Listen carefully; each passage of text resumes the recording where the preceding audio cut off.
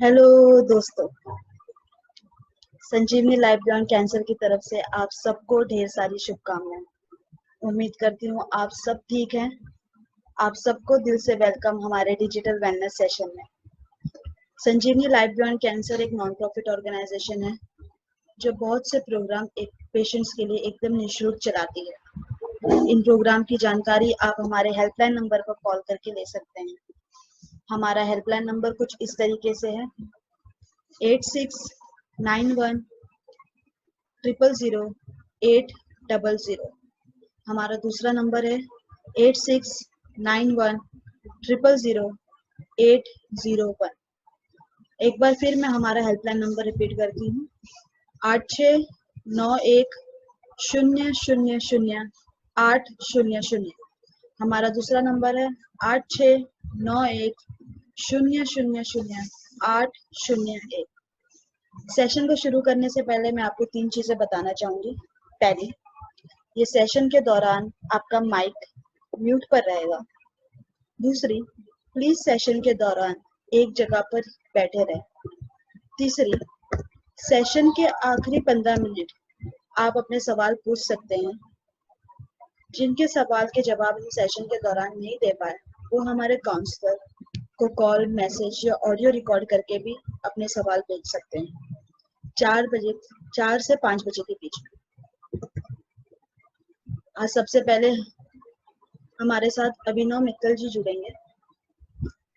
Sir एक cancer survivor हैं और हम सबके लिए एक मिसाल। Welcome sir, thank you for joining us today. फिर हमारे साथ डॉक्टर शांभवी मैम जुड़ेंगी। शांभवी मैम एक साइकोथेरेपिस्ट हैं and EFT expert. Welcome ma'am, thank you for joining us today. आज के हमारे फैकल्टीज के लिए मैं बस इतना कहना चाहूंगी, हम जिन मुश्किलों से डर रहे हैं इन्होंने उनको करीब से देखा है। कहने को तो हम सब जिंदगी जी रहे हैं, बस असल जिंदगी ये महसूस कर रहे हैं। Thank you. इससे पहले कि हम आज का सेशन शुरू करें, मैं रूबी मैम से रिक्वेस्ट करूंगी कि प्लीज वो हमें ज्वाइन करें। Ruby ma'am. Hi, good morning. And a very, very happy morning to you. Happy Monday morning to you, actually. तो जब हम लोग कहीं पे काम करते रहते हैं या कॉलेज जाते हैं, स्कूल जाते हैं, तो लोगों को जनरली मंडे ब्लूज हो जाते हैं कि मतलब मंडे आता है तो तकलीफ होने लगती है, ओहो अभी पूरा का पूरा वीक फिर से शुरू हो गया। लेकिन अभी जब आप लोगों के साथ काम कर रहे हैं तो हमको इसमें इतना ज्यादा मजा आता है कि हम लोग मंडे का वेट करते रहते हैं। क्यों गासिया? Isn't it? हाँ जी मैम, बिल्कुल। All right. So मैं आप लोगों से दोबारा से फिर से उस दिन किसी ने बोला था कि क्या खाना पीना है, ये मुझे जानना है। हालांकि हम न्यूट्रिशन के सेशंस लगातार करते रहते हैं बीच बीच में, पर एक बार फिर से दोबारा से बता देती हूँ कि आई होप आप लोग इंश्योर कर रहे हैं कि सुबह में जब उठते हैं तो अपने दिन की शुरुआत हल्के गर्म पानी के साथ और उसमें शहद और नींबू डाल के आप पीते हैं। और पानी पीने का तरीका भी हमने सीखा था कि जब हम पानी को पिएंगे तो हम बहुत प्यार से जिस भी चीज से पानी पी रहे हैं उस ग्लास को बहुत प्यार से पकड़ के उसको बहुत अच्छी पॉजिटिव एनर्जी देके हम पानी को घूंट भर घूंट पिएंगे, क्योंकि हमारे अंदर वो कैपेबिलिटी है कि अपने पानी को हम अपने लिए अमृत बना लें। उसके बाद आप अपने दिन की शुरुआत फलों के साथ करेंगे और 12 बजे तक आप फल खाएंगे। उसमें आप सूखे हुए फल जिनको ड्राई फ्रूट्स बोलते हैं, विच मीन्स अंजीर, खजूर और ताजे फल उस टाइम नारियल पानी भी पी सकते हैं, उस टाइम व्हीट ग्रास जूस जिसको पीना है वो पी सकते हैं, एलोवेरा जूस पी सकते हैं। तो वो सारी जो बहुत जिन चीजों के अंदर न्यूट्रिएंट्स बहुत डेंसली कॉन्सेंट्रेटेड होते हैं और ये सारे फूड्स प्री डाइजेस्टेड होते हैं, विच मीन्स कि आपको कोई इसके अंदर आपके डाइजेस्टिव सिस्टम को ताकत नहीं लगानी है इनको पचाने के लिए, और एकदम जल्दी जाके सुबह में आपको इतनी सारी एनर्जी एकदम से मिल जाएगी। तो 12 बजे तक आई होप कि आप फल खा रहे हैं, और उसके बाद जब आप लंच करते हैं तो आपका 30% या उससे ज्यादा खाने का जो पोर्शन है वो सलाद रहता है या कच्ची सब्जी रहती है, खीरा, मूली, गाजर। चटनी के रूप में भी आप कच्ची सब्जी खा सकते हैं, धनिया, पुदीना, आजकल कच्चा आम आ रहा है, हरी मिर्ची उसके साथ चटनी बना के बहुत अच्छी बन जाती है। फिर उसके बाद 4 बजे आप ड्राई फ्रूट्स में जो भी खा सकते हैं, मूंगफली, काजू, बादाम, अखरोट या सीड्स, जो बीज होते हैं अलग अलग तरह के, वो सीड्स खा सकते हैं। और शाम का खाना आप 7:30 बजे से पहले खत्म कर लेते हैं। उसमें भी 30% से ज्यादा कच्चा खाना खाते हैं, कच्ची तरकारी खाते हैं इन द सेम फॉर्म। और दोनों मील्स खत्म करने के बाद लंच भी और डिनर भी, एक नींबू का रस, उसके अंदर उतना ही अदरक का रस और उसमें थोड़ी सी घर की पिसी हुई हल्दी, ये तीनों चीजें मिला के, अगर आपका शुरू में आपको टेस्ट बहुत ज्यादा उसका तीखा लगता है तो उसमें 2 चम्मच पानी मिला सकते हैं। ये लंच के बाद और डिनर के बाद, दोनों के बाद जरूर से इसको पी लीजिए। नींबू आपके लिए इस समय पे जब ट्रीटमेंट हो रहा है, हम सब के लिए इम्यूनिटी बढ़ाने के लिए vitamin C is extremely important. ये जो अदरक आप उसके अंदर लेते हैं वो डाइजेशन में आपको बहुत ज्यादा हेल्प करता है। हल्दी हमें पता है is an antibiotic. Now खाने पीने का आप ध्यान दे रहे हैं, हर 1 घंटे में कम से कम 50 सांस आप ध्यान देते हुए आंखें बंद करके ले रहे हैं, और उसके थ्रू बहुत सारी पॉजिटिविटी, बहुत सारी एनर्जी गेन कर रहे हैं, ऑक्सीजन अंदर अच्छे से जा रही है और शरीर की एल्कलिनिटी बढ़ रही है। अच्छा सोच रहे हैं, पॉजिटिव सोच रहे हैं, प्यार से जिंदगी आगे चल रही है। एक चीज Gausia, I wanted to request everybody कि हम लोगों जो यहाँ पे हमसे जुड़े हुए लोग हैं और उनको इन सेशंस से जो फायदा हुआ है, उसका 2 मिनट का वीडियो आप अपने आप बना के हमको भेजिए, तो हमें हमारे लिए बड़ा अच्छा है, और हमारे साथ जो नए लोग रोज जुड़ते रहते हैं उनकी आप बहुत हेल्प कर पाएंगे, क्योंकि जब वो शुरू में जुड़ते हैं वो सेशंस बीच में कहीं चल रहा होता है, तो उनको एकदम से समझ में नहीं आता कि हमको कैसे फायदा होने वाला है इन सेशन से। तो अगर आप में से 8-10 लोग अपने नाम गौसिया को दे दीजिए, पर वीडियो 2 मिनट से ज्यादा का नहीं बनाइए, 2 ही मिनट का बनाइए, और उसमें ये बताइए कि आपको ये सेशंस करने से क्या फायदा हुआ। तो जो लोग, I would be waiting, I would be looking forward to these videos. अभी आज हमारे साथ Gausia we have Abhinav, isn't it? हाँ जी। अभिनव, आप हमारे साथ हैं? जी ma'am. How are you, Abhinav? I'm good, ma'am. Good morning. Long time no see. Yes, ma'am. Country lockdown to some extent. I know. Good. So, Abhinav, आज इतने सारे लोग आपको यहाँ सुनने के लिए आपका वेट कर रहे हैं, तो थोड़ा सा ये बताइए कि अपनी जर्नी के बारे में बताइए, अपने कैंसर एक्सपीरियंस के बारे में बताइए, क्योंकि आपने उसको इतना खूबसूरती से हैंडल किया कि there is so much to learn for all of us from it. Ma'am, nothing to learn. I would say it was just the way I felt I could handle things. So, Absolutely. ma'am, I started feeling the symptoms, that is giddiness and a lot of fatigue at the end hmm of May 2009, and it Abhinav continued. Hindi में अच्छा, please okay ma'am, हमारे okay ma'am, thank please, you नहीं ma'am, इसमें तो कोई बात नहीं। Ma'am, मई 2009 में मुझे थकान और चक्कर से आने लगे थे, जी और उसके बाद ये सिम्टम्स चलते रहे। मुझे फीवरिश सिम्टम्स थे, लेकिन फीवर नहीं होता था।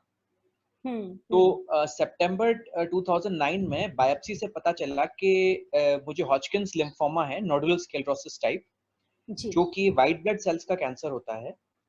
और ये बताया गया कि सेकंड बी स्टेज में था। हम्म और first of all I was happy कि डायग्नोसिस हो गया, ट्रू ट्रू बिकॉज जब तक डायग्नोसिस नहीं होगा हम आगे नहीं बढ़ पाएंगे। And in fact when the बिल्कुल doctor said to me कि आपको ये डायग्नोस हुआ है, and the first thing he said was it is a curable disease. Very nice The word या cancer was spoken later. उन्होंने बाद में बोला कि कैंसर है, पहले बोला क्योरेबल है एंड कॉन्ग्रेचुलेशंस आपका डायग्नोसिस हो गया है। तो उनका बात को बताने का भी अंदाज बहुत अच्छा था। और सेकेंडली समहाउ मुझे अचानक ऐसा कुछ नहीं हुआ कि मैं टेंशन में आया हूँ या कुछ। मुझे लगा कि ठीक है, मुझे पहले एक गट फीलिंग ही आया कि पासिंग फेज है, निकल जाएगा। और आपके लिए, आपको तो पता है मैम, आपके लिए तो ये रिपीटेशन ही होगा, बट लाइक मेरे लिए पहला चैलेंज ये था कि मैं इस चीज को अपने पेरेंट्स से छुपाना चाहता था, क्योंकि मैं उनका ओनली चाइल्ड हूँ, मेरा कोई सिबलिंग नहीं है। तो और फॉर्चुनेटली मैं ऐसा कर पाया क्योंकि मैं उस वक्त मुंबई में पोस्टेड था और मेरे पेरेंट्स जयपुर में थे, जहाँ को मैं बिलोंग करता हूँ। तो मैंने उनको लाई करके और सारा मैं चलाता रहा उस हिसाब से। और फिर मेरी कीमोथेरेपी वगैरह स्टार्ट हुई अक्टूबर 2009 में। And after 6 sessions of chemotherapy, और उस दौरान, उस बीच में मुझे वीकनेस भी काफी आ गई। I lost all my hair obviously, और स्किन बिल्कुल डार्क हो गई। अभी भी फेयर नहीं है वैसे, पर बिल्कुल डार्क हो गई। और अभी काफी चमकती है वैसे और आंखें, यहाँ तक कि टीथ तक मेरे नीले पड़ गए थे, मेरे नेल्स तक नीले पड़ गए। और बुरी तरह वीकनेस, ब्रेथलेसनेस, लेटे लेटे भी हाफना, वो मेरी स्थिति हो गई थी। और समहाउ, जैसा कि मैंने बताया, मैं बाय हॉबी मैं वेट ट्रेनिंग और मसल बिल्डिंग करता था, और एरोबिक्स भी। तो समहाउ जैसे मेरे डायग्नोसिस हुआ, मैंने अपने सर को बताया, मेरे जो कोच थे उन्हें मैंने बताया कि सर मुझे ये डायग्नोसिस हुआ है। उन्होंने एक पॉज लेके ब्रेथ किया, और उन्होंने बस एक लाइन बोली कि 8 महीने में तो जिम वापस आ जाओगे ना। तो मुझे कहीं ना कहीं लगता था कि कुछ भी होगा वो 8 महीने में सिमट जाएगा, जो कुछ भी है, क्योंकि 8 महीने बाद तो मुझे पहुंचना ही है वापस। तो ये मुझे फीलिंग आती थी। और बट लेटे लेटे कई बार लंग टॉक्सिसिटी भी हो गई थी, सब कुछ होता था। और कई बार मैं इवन लाइंग डाउन में इस तरह से हाफता था जैसे कि जाने, और पल्स रेट मेरी 140 145 पहुंच जाती थी। और तो मैं मन ही मन मैं कैंसर से कहता था कि ठीक है, आज तुम मुझे सांस नहीं लेने दे रहे हो, बहुत जल्दी मैं तुम्हें सांस नहीं लेने दूंगा।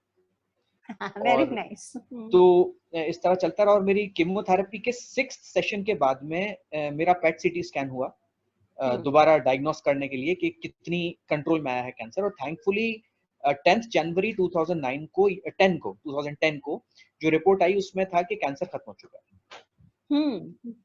है। लेकिन डॉक्टर ने मुझे क्लियर कह दिया था कि आपको पूरा ट्रीटमेंट, पूरी रेडियोथेरेपी, सब कुछ आपको लेना है, और बीच में आप ट्रीटमेंट नहीं छोड़ोगे सिर्फ इसलिए कि अब रिपोर्ट क्लियर आ चुकी है। तो मेरा ट्रीटमेंट भी फिर फरवरी एंड में खत्म हो गया, फरवरी 2010 के एंड में। और उसके बाद मैंने सब न्यूट्रिशियस चीजें मैं पहले भी ले रहा था, मेरे अपने प्रोटीन सप्लीमेंट्स, प्रोटीन शेक्स, जो कि पहले तो मसल बिल्डिंग के काम में आते थे, लेकिन अब वो कीमोथेरेपी से होने वाले नुकसान की भरपाई करने के काम में आ रहे थे। और थैंकफुली उसकी वजह से मेरा जो प्लेटलेट काउंट था वो कभी भी 1,70,000 के नीचे नहीं गया during the whole chemotherapy, during the whole radiotherapy, वो कभी नीचे नहीं गया। एंड थैंकफुली मैं हमेशा इस मेरे ब्लड काउंट्स ऐसे रहे कि मैं कीमोथेरेपी ले सका और रेडिएशंस ले सका। हालांकि वीकनेस बहुत ज्यादा आ गई थी अल्टीमेटली, लेकिन I always idealise Lance Armstrong. मुझे हमेशा वो दिमाग में रहते थे कि when he could cycle and do all that, तो फिर बहुत जल्दी मुझे भी रीस्ट्राइक करना है, वापस आना है। तो उसके बाद ट्रीटमेंट खत्म हो गया, और उसके बाद मैंने और न्यूट्रिशियस डाइट वगैरह लेनी शुरू की। और आज ही के दिन, today it's 10 years, when I rejoined office 10 years ago after cancer. It was 4th May 2010. Okay. I rejoined office. तो आज 4th May 2020 है, तो आज सही 10 साल हो गए. What a coincidence. तो मैंने ज्वाइन कर लिया ऑफिस, और उसके 2-3 दिन बाद ही मैंने अपने वेट ट्रेनिंग दोबारा शुरू कर दी. सर के दिए हुए टाइम 8 मंथ से पहले ही मैंने शुरू किया, और विद इन 4 मंथ्स मैंने कैंसर के पहले का लेवल वापस अटेन कर लिया. Amazing, amazing. Thanks ma'am. और उसके 1 साल के अंदर मैंने जितने वेट्स कैंसर के पहले उठाता था उससे डबल वेट्स उठाने शुरू कर दिए. तो कितने उठा लेते हो अभिनव अभी? मैम अलग अलग एक्सरसाइज में है. एक पर्टिकुलर एक्सरसाइज है जो मैं 60 टाइम्स करता हूँ 30 kg वेट से. Seriously amazing. In one hand. तो और एरोबिक्स भी मैं पहले 1 मिनट में 16 किक्स किया करता था, अभी मैं 1 मिनट में 28 किक्स करता हूँ. Oh my God. हाँ, तभी मैं 32 इयर्स का था, अभी मैं 42 इयर्स का हूँ. तो इट वाज गोइंग ऑन. और मेरे कोच मिस्टर शांतनु बैनर्जी, उनकी गाइडेंस से उन्होंने मुझे पूरा रिकवर करने में हेल्प. उन्होंने मुझे प्रॉमिस किया था, बोला तुम्हारा कैंसर से जो भी नुकसान हुआ है उसको मैं विद इंटरेस्ट तुम्हें भरपाई करवाऊंगा. How beautiful. He promised me that. मैंने कहा ठीक है सर. और मैम इस बीच में एक डेवलपमेंट और हुआ था 2018 में. वेरी अनफॉर्चुनेटली मैं चाहता हूँ कि हमारे साथी जितने भी लोग हैं उनको भी इस बारे में थोड़ी सी जानकारी मिले, क्योंकि मैम कीमोथेरेपी लॉन्ग टर्म में हार्ट पर भी गलत इफेक्ट डाल देती है. हालांकि मैंने साइड इफेक्ट्स के बारे में ट्रीटमेंट के दौरान भी पढ़ा था, पर मुझे ये नहीं पता था कि ये ट्रीटमेंट खत्म होने के बाद भी स्ट्राइक कर सकती है. ऐसी टेंडेंसी ये आर्टरी ब्लॉकेज की बॉडी में क्रिएट कर सकती है. और मेरे साथ वही हुआ. मैं अचानक बेहोश हो गया न्यू ईयर ईव 31 दिसंबर 2017 को, और पता चला कि मेरी लेफ्ट मेन आर्टरी 99.9% ब्लॉक है. Okay then. और ये पता, और फिर उनको कारण समझ में नहीं आया. तो फिर जब उन्हें केस हिस्ट्री पता चली तो बोले इनके केस में ये हार्ट ब्लॉकिंग टेंडेंसी आ गई और ये डेवलप होती रही. और क्योंकि मैं ऑफ गार्ड था, मुझे इस बारे में असावधान था, मुझे कुछ पता नहीं, तो मैं बहुत लकी रहा. अगेन भगवान की बहुत कृपा रही, मुझे अटैक नहीं आया और पहले ही डायग्नोस हो गया. तो फिर मुझे एक स्टेंट लगाया गया हार्ट में, और फिर बिल्कुल बेड रेस्ट एडवाइस कर दिया गया फॉर 15 डेज. तो और उसके बाद थोड़ी मॉर्निंग वॉक. तो again I went to my coach. मैंने कहा सर ये तो नहीं चलेगा. तो वो बोले 3 महीने रुक जाओ, फिर लौटवाऊंगा तुम्हें सूद समेत. मैंने कहा ठीक है सर. बोले you are under the training of mister Shantanu Banerjee, don't worry. मुझे लगता था कि मैं हूँ, चिंता नहीं. 3 महीने बाद मैंने फिर वेट्स उठाने शुरू किए और प्री स्टेंट लेवल मैंने 4 मंथ्स में वापस क्रॉस कर लिया. और आज मैं उस लेवल से भी आगे चला गया. Very nice. और मेरे प्रोटीन सप्लीमेंट्स, और जैसे जो आपने हेल्थ टिप्स आप बताते हैं, जो चीजें गिलोय, एलोवेरा, और ये सब चीजें मैं टाइम टू टाइम लेता हूँ. एलमंड्स और ये जो भी न्यूट्रिशियस चीजें हैं लेता हूँ. एक टाइम में ज्यादा नहीं खाता, भले दिन में 5 बार खाना पड़े, बट थोड़ा थोड़ा करके मैं लेता हूँ. बहुत जरूरी है अभिनव, बहुत ही जरूरी है, क्योंकि हम जब ज्यादा खा लेते हैं तो वो डाइजेस्ट ठीक से नहीं हो पाता है, और फिर खाना सड़ता है हमारे पेट. तो उस तरह प्रॉब्लम हुआ. और फिर जैसे कि आमतौर पे कहा जाता है कि जिन्हें स्टेंट लग जाता है वो दोबारा उन्हें कभी वेट नहीं उठाना चाहिए. लेकिन मैंने स्टेंट के पहले से ज्यादा वेट उठाने अब स्टार्ट कर दिए. और बिल्कुल by the grace of God, touchwood, मैं बिल्कुल वैसे ही लाइफ जी रहा हूँ जैसा कि उससे पहले मैं जी रहा था. ये मैंने एडिशनली मैम चीज इसलिए बताई ताकि हमारे जो भी फाइटर्स हैं वो सब, उनको ये एक मेंटल प्रिपरेशन रहे और वो इस बात का पहले ही से सेफ गार्ड ले लें. मैंने तो सेफ गार्ड नहीं लिया, लेकिन वो ले लें. और जैसे इसके लिए मैं एक चीज और कहूंगा मैम कि अर्जुन की छाल का काढ़ा होता है, एक आयुर्वेदिक मेडिसिन होती है अर्जुन की छाल. उसका काढ़ा preventive as well as curative होता है फॉर हार्ट. यानी कि एक बिल्कुल पर्सन भी इसको ले सकता है, और यदि इसको लेते रहें तो हार्ट की कोई प्रॉब्लम नहीं होगी. मैंने तो ये प्रॉब्लम होने के बाद लेना शुरू किया, लेकिन इट वाज गोइंग. अच्छा किया अभिनव, तुमने ये बात उठाई. मैं कुछ समय से सोच ही रही हूँ कि हम किसी को जो एक्सपर्ट हैं आयुर्वेदा में उनको बुलाएंगे ये सब बात करने के लिए. But I think we should do that.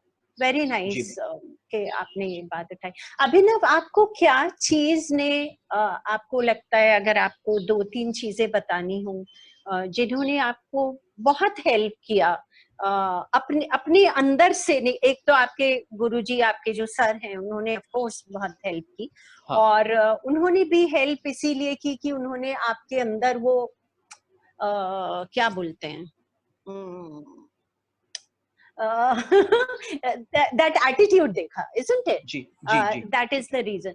तो आप सबको ये बताइए कि क्या 2-3 चीजें थी जिन्होंने आपको बहुत ज्यादा हेल्प किया? हाँ, जज्बा, यस, तो 2-3 चीजें बताइए। मैम मुझे ये लगता था कि अगर ऐसा हुआ है, अगर ऐसा हुआ है, और मैं बिल्कुल ये मानता हूँ कि भगवान ने हम सबके लिए एक लाइफ स्पैन डिसाइड कर रखा है, ठीक है? तो मुझे लगता था कि मुझे अगर मेरा लाइफ स्पैन जितना भी हो, लेकिन मैं मौत से पहले नहीं मरूंगा, क्योंकि ये नहीं हो कि भगवान मुझे कहे कि मैंने तुम्हें 34 इयर्स की लाइफ दी थी, तुम तो 32 इयर्स में ही मर गए, 2 साल तो तुमने इंतजार में निकाले हैं। मैं वो नहीं चाहता था। जब तक जिंदा है तब तक जिंदा है। और दूसरी चीज मैं ये सोचता था कि अभी लाइफ में किया ही क्या है, अभी कुछ भी नहीं किया है। तो किया नहीं है तो अभी टाइम कैसे आ सकता है? नहीं, अभी नहीं आ सकता। इसलिए नहीं, जो सोचा है कि ठीक है, जब तक जिएंगे वो तो अपने हाथ में नहीं है, लेकिन जिस तरह जिएंगे वो तो हमारे हाथ में है ना, काफी हद तक। तो इसलिए उसको रखें कि मुझे एक बेचारे की तरह या एक वीक आदमी की तरह जीना कभी भी पसंद नहीं था। क्या नहीं, मैं कितना जीना अपने हाथ में नहीं है, कैसे जीना अपने हाथ में है, तो लेट्स डू, वो ही करना है, अपने को अपने हिसाब से काम करना है, और बाकी भगवान पे है कि वो जैसे करेंगे। और एक बात और है मैम, उसको कहें कि मेरे पास खोने के लिए कुछ नहीं था। मेरी एक फ्रेंड थी यूनिवर्सिटी की, उसको जब पता चला तो वो हमेशा मेरा मजाक करती थी। तो उसने कहा कि जैसे मैंने उसको पता चला कि मुझे ये है, तो उसने कहा कि अभिनव, आई एम सॉरी। तो मैंने कहा सॉरी क्यों कह रही है, मैं तो ठीक हो सकता हूँ। बोली नहीं, सॉरी तेरे लिए नहीं है, सॉरी कैंसर के लिए है। okay. बोली तेरी तो कोई इज्जत नहीं है, पर कैंसर की तो दुनिया में डर है। अब जब वो तेरा कुछ नहीं बिगाड़ पाएगा तो उसकी दुनिया में इंसल्ट होगी, तेरा क्या जाएगा, तेरा तो कुछ नहीं जाने वाला है। तो द वे शी सेड कि actually cancer has not happened, तुम्हें कैंसर नहीं हुआ है, कैंसर को तुम हुए हो। तो तुम्हारा इलाज नहीं है, तुम इतने मतलब डेडली आदमी हो, तुम्हारा कोई इलाज नहीं है, बहुत बहुत बड़ी डिजीज हो तुम खुद अपने आप में। तो फिर ये लगता था कि भाई ठीक है, अपने पास खोने के लिए कुछ है नहीं, तो अपन अपनी फाइट करेंगे, बाकी सब भगवान का है। That's right. So thank you so much, Abhinav. Most welcome, ma'am. My pleasure. तुम वैसे हमेशा ही जब भी मिलते हैं बहुत अच्छी बात होती है, but I am so happy कि आज वो बात सबके साथ, इतने सारे लोगों के साथ शेयर कर पाए। So thank you so much. Most welcome ma'am, most welcome ma'am. आजकल एक इतनी प्रॉब्लम हो रही है, कोरोना की वजह से लॉकडाउन है, और लॉकडाउन की वजह से कुछ चीजें हैं जो हम अपनी नॉर्मल लाइफ में करते हैं और आजकल नहीं कर पा रहे हैं। कुछ लोगों को इसकी वजह से एक अकेलेपन की फीलिंग हो सकती है। कुछ लोग क्योंकि अपने बहुत ज्यादा दोस्तों से नहीं मिल पा रहे हैं, अपनी फैमिली के साथ शायद नहीं है, तो ये अकेलेपन की फीलिंग इस समय पे बढ़ सकती है। कैंसर का जब ट्रीटमेंट हो रहा होता है उस समय कई बार अकेलेपन आती है, और जितने भी लोग उस चीज को पॉजिटिवली डील कर पाते हैं, वो उस अकेलेपन का या अकेले में रहने का क्या सुकून है उसको समझ पाते हैं और उसको अपने लिए यूटिलाइज कर पाते हैं। तो आज doctor Shambhavi, are you there with us? Yes, I'm here. You are here. So I thought कि आज अकेलेपन पे बात करेंगे. So I think a lot of people would be interested in exploring it. Definitely. Yeah? So thank you so much again, and thank you universe that your electricity is working. Thank you Ruby ma'am, and thank you Gausia. बहुत ही beautifully शुरुआत करते हो आप, and especially thank you Abhinav ji, क्योंकि उन्होंने जो बातें की है वो इतनी रेलेवेंट है, specially in context of the sessions जो मैं लेती हूँ, जहाँ पे मैं आपको मेंटल हेल्थ, आपके विचार करने की एक तरीका, इन सब के बारे में हम जो बात करते हैं, वो काफी हद तक एविडेंट था उनके इस टॉक में, जहाँ पे उन्होंने बताया कि वो जब अपने आप से बात करते थे तो कैसे बात करते थे, उनका जो एटीट्यूड था, जज्बा था, शब्दों का इस्तेमाल था, उस पे अगर आप गौर करेंगे तो आपको पता चलेगा वो कितने अलग थे। और इसी से हम कहते हैं कि हमारा जो मेंटल हेल्थ है वो इन्हीं चीजों से बनता है, हमारे विचारों से, हमारे एटीट्यूड से। तो उसी बात पे आज का सेशन हम शुरू करेंगे, क्योंकि मेरा ख्याल है कि हमारे साथ काफी नए लोग जुड़ते हैं हर सेशन के दौरान, तो मैं हमेशा एक छोटा सा रिकैप करती हूँ, जहाँ पे मैं आपको पिछले सेशंस में हमने क्या किया उसका एक क्विक रिकैप बता देती हूँ, सो दैट हम सारे एक ही लेवल पर हो। जब हम यहाँ से शुरू करें तो ये ना रहे कि अच्छा ये बात का जो जिक्र हो रहा है ये तो मैंने सुना नहीं था, या ऐसे ना फील हो, इसीलिए हम थोड़ा सा एक इंट्रोडक्शन ले लेते हैं। तो मेरे जो सेशन स्पेशली होते हैं, हम बात करते हैं मानसिक स्वास्थ्य पे, आपके मेंटल हेल्थ के बारे में। जहां तक आपका मानसिक स्वास्थ्य है, मेंटल हेल्थ है, विमल जी स्लो प्लीज कह रहे हैं, ओके ठीक है, मैं इस बात का ध्यान रखूंगी कि मैं थोड़ा और धीमे बात करूं। तो हम बात कर रहे हैं मानसिक स्वास्थ्य के बारे में। जब हम बात करते हैं मेंटल हेल्थ की या अपने मानसिक स्वास्थ्य की, हम ये कहने की कोशिश करते हैं कि ये उतना ही महत्वपूर्ण है जितना कि आपका फिजिकल हेल्थ है, आपका जो शरीर है। जितना इम्पोर्टेंस, जितना महत्व हम हमारे शरीर को देते हैं, उतना ही महत्व हमारे मन को या अपने मन से जुड़ी हुई जो चीजें हैं, मानसिक स्वास्थ्य है, हम उसे भी दें। तो हम इसको, मन को और हमारे शरीर को जब हम समझने की कोशिश करते हैं, तो मैं एक उदाहरण देती हूँ हमेशा। इसे हम ऐसे देखें कि जैसे कंप्यूटर होता है, हम सबके पास कंप्यूटर है, कभी ना कभी देखा जरूर अगर हमारे पास है नहीं तो भी। तो कंप्यूटर में आपको पता चलेगा उसका एक स्ट्रक्चर होता है जो कि कंपनी उसको बना के भेजती है, और फिर उस कंप्यूटर के अंदर कुछ सॉफ्टवेयर्स होते हैं जो कि उसमें जो हम प्रोग्राम्स रन करते हैं वो होते हैं। तो जब ये सॉफ्टवेयर जो चलते हैं वो हम हमारे हिसाब से डालते हैं, हमें क्या डालना है वो हम डालते हैं। बहुत बार ये हो जाता है कि ये जो सॉफ्टवेयर है इसमें कोई वायरस लग जाता है या ये खराब हो जाता है। अगर ये करप्ट हो जाए या ठीक से काम नहीं कर रहा तो क्या होगा? कंप्यूटर तो काम करेगा, पर कंप्यूटर उतने अच्छे से नहीं काम करेगा जितना वो कर सकता था। अब ऐसी हालत में हम क्या करते हैं? हम एंटीवायरस डाल देते हैं ताकि हम उस वायरस को हटा सके, या फिर हम रीबूट करते हैं, पहले से सब शुरू कर देते हैं उस सॉफ्टवेयर को, सो दैट हमारा जो कंप्यूटर है वो ठीक से चले। अब जब हम हमारा मन और हमारा शरीर, इन दो चीजों को अगर हम इस कंप्यूटर के उदाहरण में देखें, तो हमारा जो शरीर है ये आपका हार्डवेयर है जो कि जैसे बन के आया है ये वो है, पर आपका जो मन है ये आपका सॉफ्टवेयर है। आप इसमें क्या डाल रहे हो, किस प्रकार के विचार डाल रहे हो, ये सारा कुछ आप पर है। और अक्सर ये हो जाता है कि अगर दिन में मैं 70,000 से लेके 80,000 विचार मेरे मन में अगर आ रहे हैं, तो उसमें से काफी प्रतिशत विचार जो है वो मेरे फायदे के नहीं होते, अक्सर वो हानिकारक हो जाते हैं।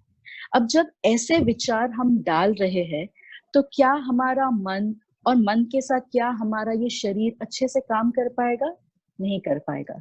इसीलिए जरूरी क्या हो जाता है? इस वायरस को हटाना। तो यहाँ पे वायरस क्या है? ये जितने भी नकारात्मक विचार है या विचार करने का एक तरीका है जिसे हमने हमारी आदत बना ली, उस आदत को चेंज करना, उन विचारों को चेंज करना। ठीक है, यहाँ तक बात क्लियर है? ओके, अब यहाँ से हम आगे बढ़ेंगे। तो हम जब बात करते हैं विचारों की या विचार क्यों महत्वपूर्ण है, तो इसका एक सीधा चीज यहाँ पे ये होती है कि जो हमारे विचार है उन्हीं से जो जनरेट होता है, उन्हीं से जो आगे हम महसूस करते हैं वो है इमोशंस। अगर मेरे विचार सही नहीं हो तो जो मैं इमोशंस या जो मैं भाव अनुभव करूंगी वो भी कुछ ऐसे होंगे जो मुझे अच्छा नहीं महसूस करवाते। तो मेरे विचार अगर आए हो कि इन्होंने मेरे साथ बहुत ही गलत किया, तो उसमें मुझे क्या फील होगा, मुझे गुस्सा आ सकता है, मुझे हर्ट महसूस हो सकता है, बुरा महसूस हो सकता है, और ये सारे इमोशंस जो है हमें अच्छा नहीं फील करवाते। तो यहाँ पे जो भाव हम अनुभव कर रहे हैं उसका सारा कनेक्शन हमारे विचारों से है। अब विचारों से एक स्टेप आगे बढ़ते हैं।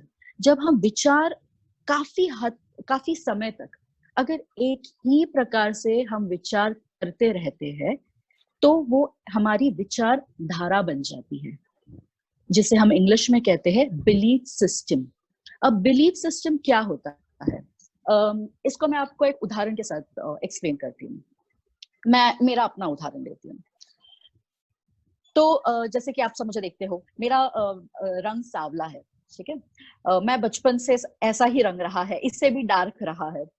तो जैसे हमारे सोसाइटी में एक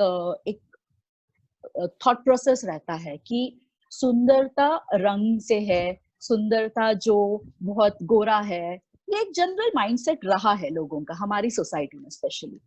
तो जब ये बच्चा छोटा है जो कि सांवला है, तो ये काफी बार ये सुन चुकता है, अपने लोगों से सुनता है कि अरे अच्छी सी है, थोड़ी सी गोरी होनी चाहिए थी, थोड़ा सा रंग थोड़ा निखरा होता तो और अच्छी लगती। तो ये हम सुनते आते हैं।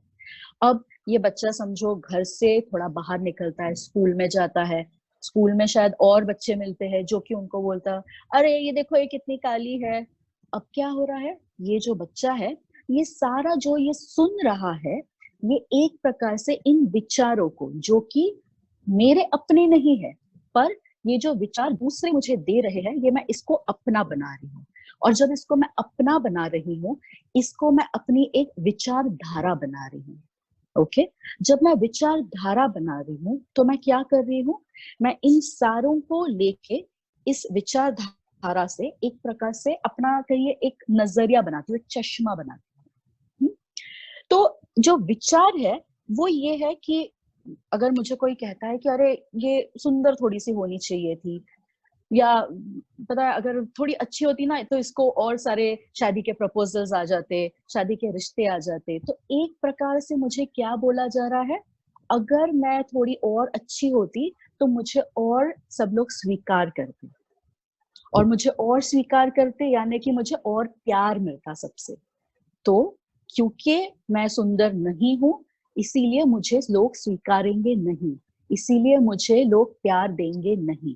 और ये मेरा अनुभव अगर हर जिंदगी के हर एक मोड़ पे हो रहा हो, जैसे बचपन में घर में हो, स्कूल में हो, बड़े होते होते और जगह से हो, तो ये धीरे धीरे सारे जो एक्सपीरियंसेस है, ये सारे जो लोगों ने मुझे बातें कही हैं, उस सबको मैं अपने पास रखना शुरू करती हूँ। और जब अपने पास रखना शुरू करती हूँ, उसी से मैं दुनिया को देखने का अपना एक नजरिया शुरू कर देती हूँ। तो इसको अगर मुझे आपको एक छोटा उदाहरण देके समझाना हो तो मैं आपको बताती हूँ हम कैसे करते हैं। तो मैं एक ऐसा अभी एक इंसान हूँ जो कि सोचता है कि मैं तो बहुत ही खराब दिखती हूँ, मुझे तो कोई प्यार नहीं करेगा, मुझे कोई स्वीकार नहीं करेगा। ये मेरा एक विचारधारा है, ये मेरी एक विचारधारा, ये मेरा बिलीफ सिस्टम।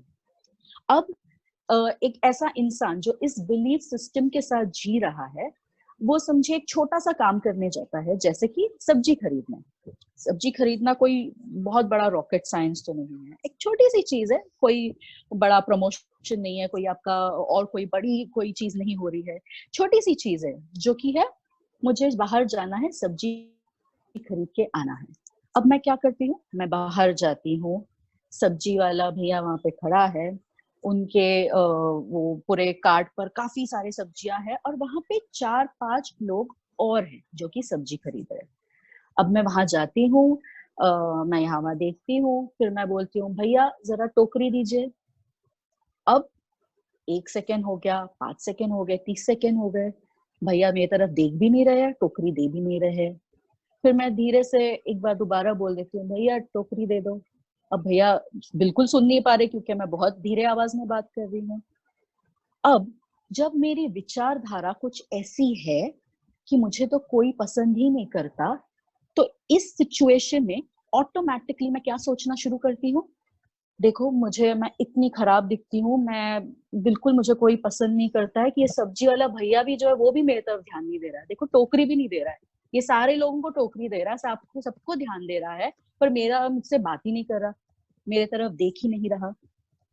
ये होता है, ये काफी रिलेटेबल होगा मेरे हिसाब से, क्योंकि ये अक्सर होता है हमारे साथ। अब इस सिचुएशन में क्या क्या हो सकता था? एक जो कि बहुत महत्वपूर्ण है कि शायद वो भैया की सुनने की जो कैपेसिटी हो वो कम हो, वो थोड़ा धीमा सुनते हो, तो मेरी आवाज शायद उन तक पहुंची ही ना हो, ये एक हो सकता है। दूसरा, जो लोग बाकी खड़े थे वहां पर सब्जियां खरीदने के लिए, वो शायद मुझसे पहले आए हो, इसीलिए वो भैया पहले उनको अटेंड कर रहे हो सकता है। और तीसरा, कि मैं अपनी आवाज इतनी धीमे से ले रही हूँ कि वो शायद कोई और सुन ही नहीं पा रहा है। तो ये 3 चीजें होने की गुंजाइश है यहाँ पर, है। पर मैंने क्या किया, मैंने उस पूरे सिचुएशन को एक चश्मे से देखा, और वो चश्मा क्या था मेरा, कि मैं खराब हूँ, मुझे कोई देखेगा ही नहीं। क्यों? क्योंकि मैं बहुत ही खराब दिखती हूँ, इसीलिए मुझे कोई स्वीकार नहीं करेगा, इसीलिए मेरे तरफ कोई ध्यान नहीं देगा। अब ये क्या थी, ये पूरा जो था ये मेरा बिलीफ सिस्टम है, ये मेरा एक सोचने का एक तरीका था जो कि मैंने बचपन से बनाया है आज तक, ठीक है। अब जब ऐसा होता है हमारे साथ कि हमारे तरफ कोई ध्यान नहीं दे रहा है, हमें इंक्लूड नहीं कर रहा है, तो हमें जो फील होता है वो क्या होता है? रिजेक्शन। रिजेक्शन यानी कि मुझे नहीं एक्सेप्ट किया किसी ने, मुझे ग्रुप में नहीं इंक्लूड किया। हालांकि जरूरी नहीं है कि हमें उस ग्रुप का हिस्सा बनना था, पर फिर भी मुझे क्यों नहीं पूछा? तो उदाहरण के तौर पर समझिए गौसिया मूवी देखने जा रही है और गौसिया ने 4 लोगों को पूछ लिया, तुम चल रही हो, तुम चल रही हो, तुम चल रही हो, सबको पूछा। मुझे शायद वो मूवी मैंने पहले देखी हो, या फिर मुझे जो उसमें हीरो हीरोइन है वो मुझे इतने कुछ खास पसंद नहीं है, जो कि गौसिया को पता हो, इसीलिए गौसिया ने मुझे पूछा नहीं। पर मुझे उस वक्त उस बात से बहुत बहुत ही चोट लग गई कि ऐसे कैसे, सबको पूछा, मुझे क्यों नहीं पूछा गौसिया ने? हालांकि अगर पूछती तो शायद मैं मना ही कर देती, पर गौसिया ने मुझे नहीं पूछा। इस बात से मुझे बहुत ठेस पहुंचती है। क्यों? क्योंकि मुझे स्वीकारा नहीं गया उस ग्रुप में। मुझे क्या हुआ है? मुझे रिजेक्शन हुआ है, मुझे रिजेक्ट किया गया है।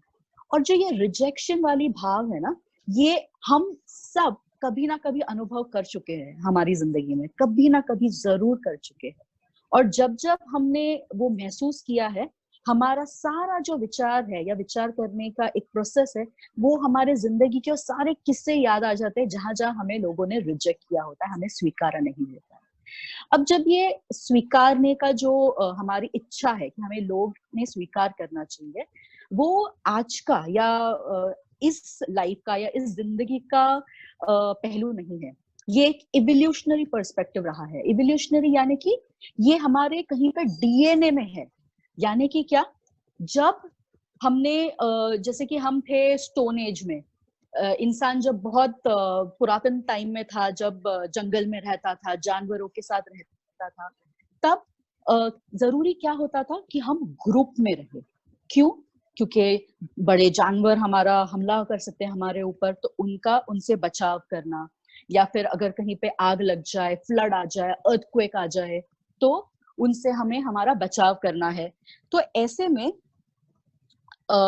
एक साथ में रहना, कम्युनिटी के साथ रहना, वो एक सर्वाइवल इंस्टिंक्ट था कि मुझे अगर जिंदा रहना है तो मुझे एक ग्रुप में, एक कम्युनिटी में रहना बेहद जरूरी चीज थी।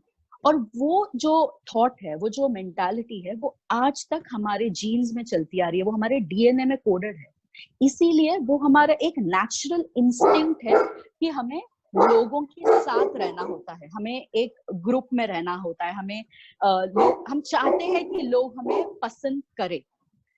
अब जब हमें कोई रिजेक्ट कर देता है तो हमारा जो इमीडिएट जो रिएक्शन होता है वो क्या है, कि हमें लोनलीनेस फील होता है।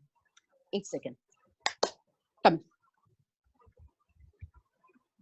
तो आज हमारे साथ एक और सदस्य है, इनका नाम ब्रूनो है, और मुझे लगता है कि वो काफी रिजेक्शन महसूस कर रहे हैं कि हम उनसे बात नहीं कर रहे हैं, तो इसीलिए वो भी अपना प्रेजेंस दिखा रहे हैं, वो आप सबको हेलो कह रहे हैं। तो बस जैसे कि ये भी एक इंसान ही समझती हूँ मैं इनको, ये जो रिजेक्शन की भावना है कि ये मुझे ध्यान नहीं दे रही है, कि बहुत एविडेंट हो जाती है। हम चाहते हैं कि लोग हमें ध्यान दें, हमसे प्यार से बात करे, तो इनके केस में ये हो जाता है कि मुझे थोड़ा सा हाथ लगा दे, मुझे प्यार करे, बस हम सब वैसे ही है। तो जब हम रिजेक्ट फील करते हैं या रिजेक्शन हमें फील होता है, तो उसका जो इमीडिएट इमोशनल रिएक्शन आता है वो क्या है? लोनलीनेस। लोनलीनेस यानी कि अकेलापन। अब समझिए, अकेलापन और अकेले रहना पसंद है मुझे, ये दो अलग चीजें हैं। एक है एकांत और एक है अकेलापन। अगर इंग्लिश में मुझे इसको कहना हो तो एक है लोनलीनेस और दूसरा है सॉलिडारिटी। इसका मतलब क्या हुआ? मैं शायद यहाँ पे खूब सारे लोगों के साथ हूँ, स्पेशली अभी जबकि लॉकडाउन चल रहा है, हम सब अपने अपने घरों में हैं, हम सारे अपने फैमिलीज के साथ हैं, पर फिर भी मुझे अकेलापन महसूस हो सकता है, मुझे लोनलीनेस महसूस हो सकता है। और जब हम ये लोनलीनेस महसूस करते हैं तो जब हम लोनलीनेस की बात करते हैं या हम इसे महसूस करते हैं, यहाँ पे एक और चीज समझना बहुत जरूरी हो जाता है कि ये एक बीमारी का स्वरूप ले सकता है जिसे हम कहते हैं डिप्रेशन। और डिप्रेशन या लोनलीनेस से जितने लोग अफेक्ट होते हैं, स्पेशली इनसे जितने लोगों की डेथ हो जाती है, काफी लोग इस बीमारी से गुजर जाते हैं जो कि है लोनलीनेस और डिप्रेशन। इससे होने वाले जितनी डेथ्स रिकॉर्ड हो रही है, उनका रेशियो इज एज हाई, उसका प्रमाण इतना ज्यादा है कि उसे हम ऑलमोस्ट हार्ट अटैक के साथ कंपेयर कर रहे हैं। तो इस बात को समझिए कि लोनलीनेस या डिप्रेशन ये एक बहुत ही सीरियस बीमारी है। तो अगर मुझे अकेलापन महसूस हो रहा है और ये काफी समय से चलता आ रहा है, तो बहुत जरूरी है कि आप जाइए और इसको हल करने का कुछ उपाय ढूंढिए, थेरेपिस्ट को मिलिए, मनोवैज्ञानिक को मिलिए, क्योंकि ये एक नॉर्मल जिंदगी का पहलू नहीं है, ये एक सीरियस चीज है जिससे इश्यू होता है। और लोनलीनेस हर 5 में से किसी एक इंसान को होने की संभावना है। यानी कि अगर मुझे लोनलीनेस नहीं है, मुझे ये अकेलापन महसूस नहीं हो रहा है, तो इसकी गुंजाइश बहुत ज्यादा है कि मैं ऐसे और लोगों को जरूर जानती हूँ जो कि ये महसूस कर रहे हैं, इस वक्त अकेलापन, लोनलीनेस इसको अनुभव कर रहे हैं। अब जब मैं कहती हूँ कि हर 5 में से एक को लोनलीनेस होने की पॉसिबिलिटी है, गुंजाइश है, तो ऐसा क्या है कि ये एक में है और ये 4 लोगों में नहीं है?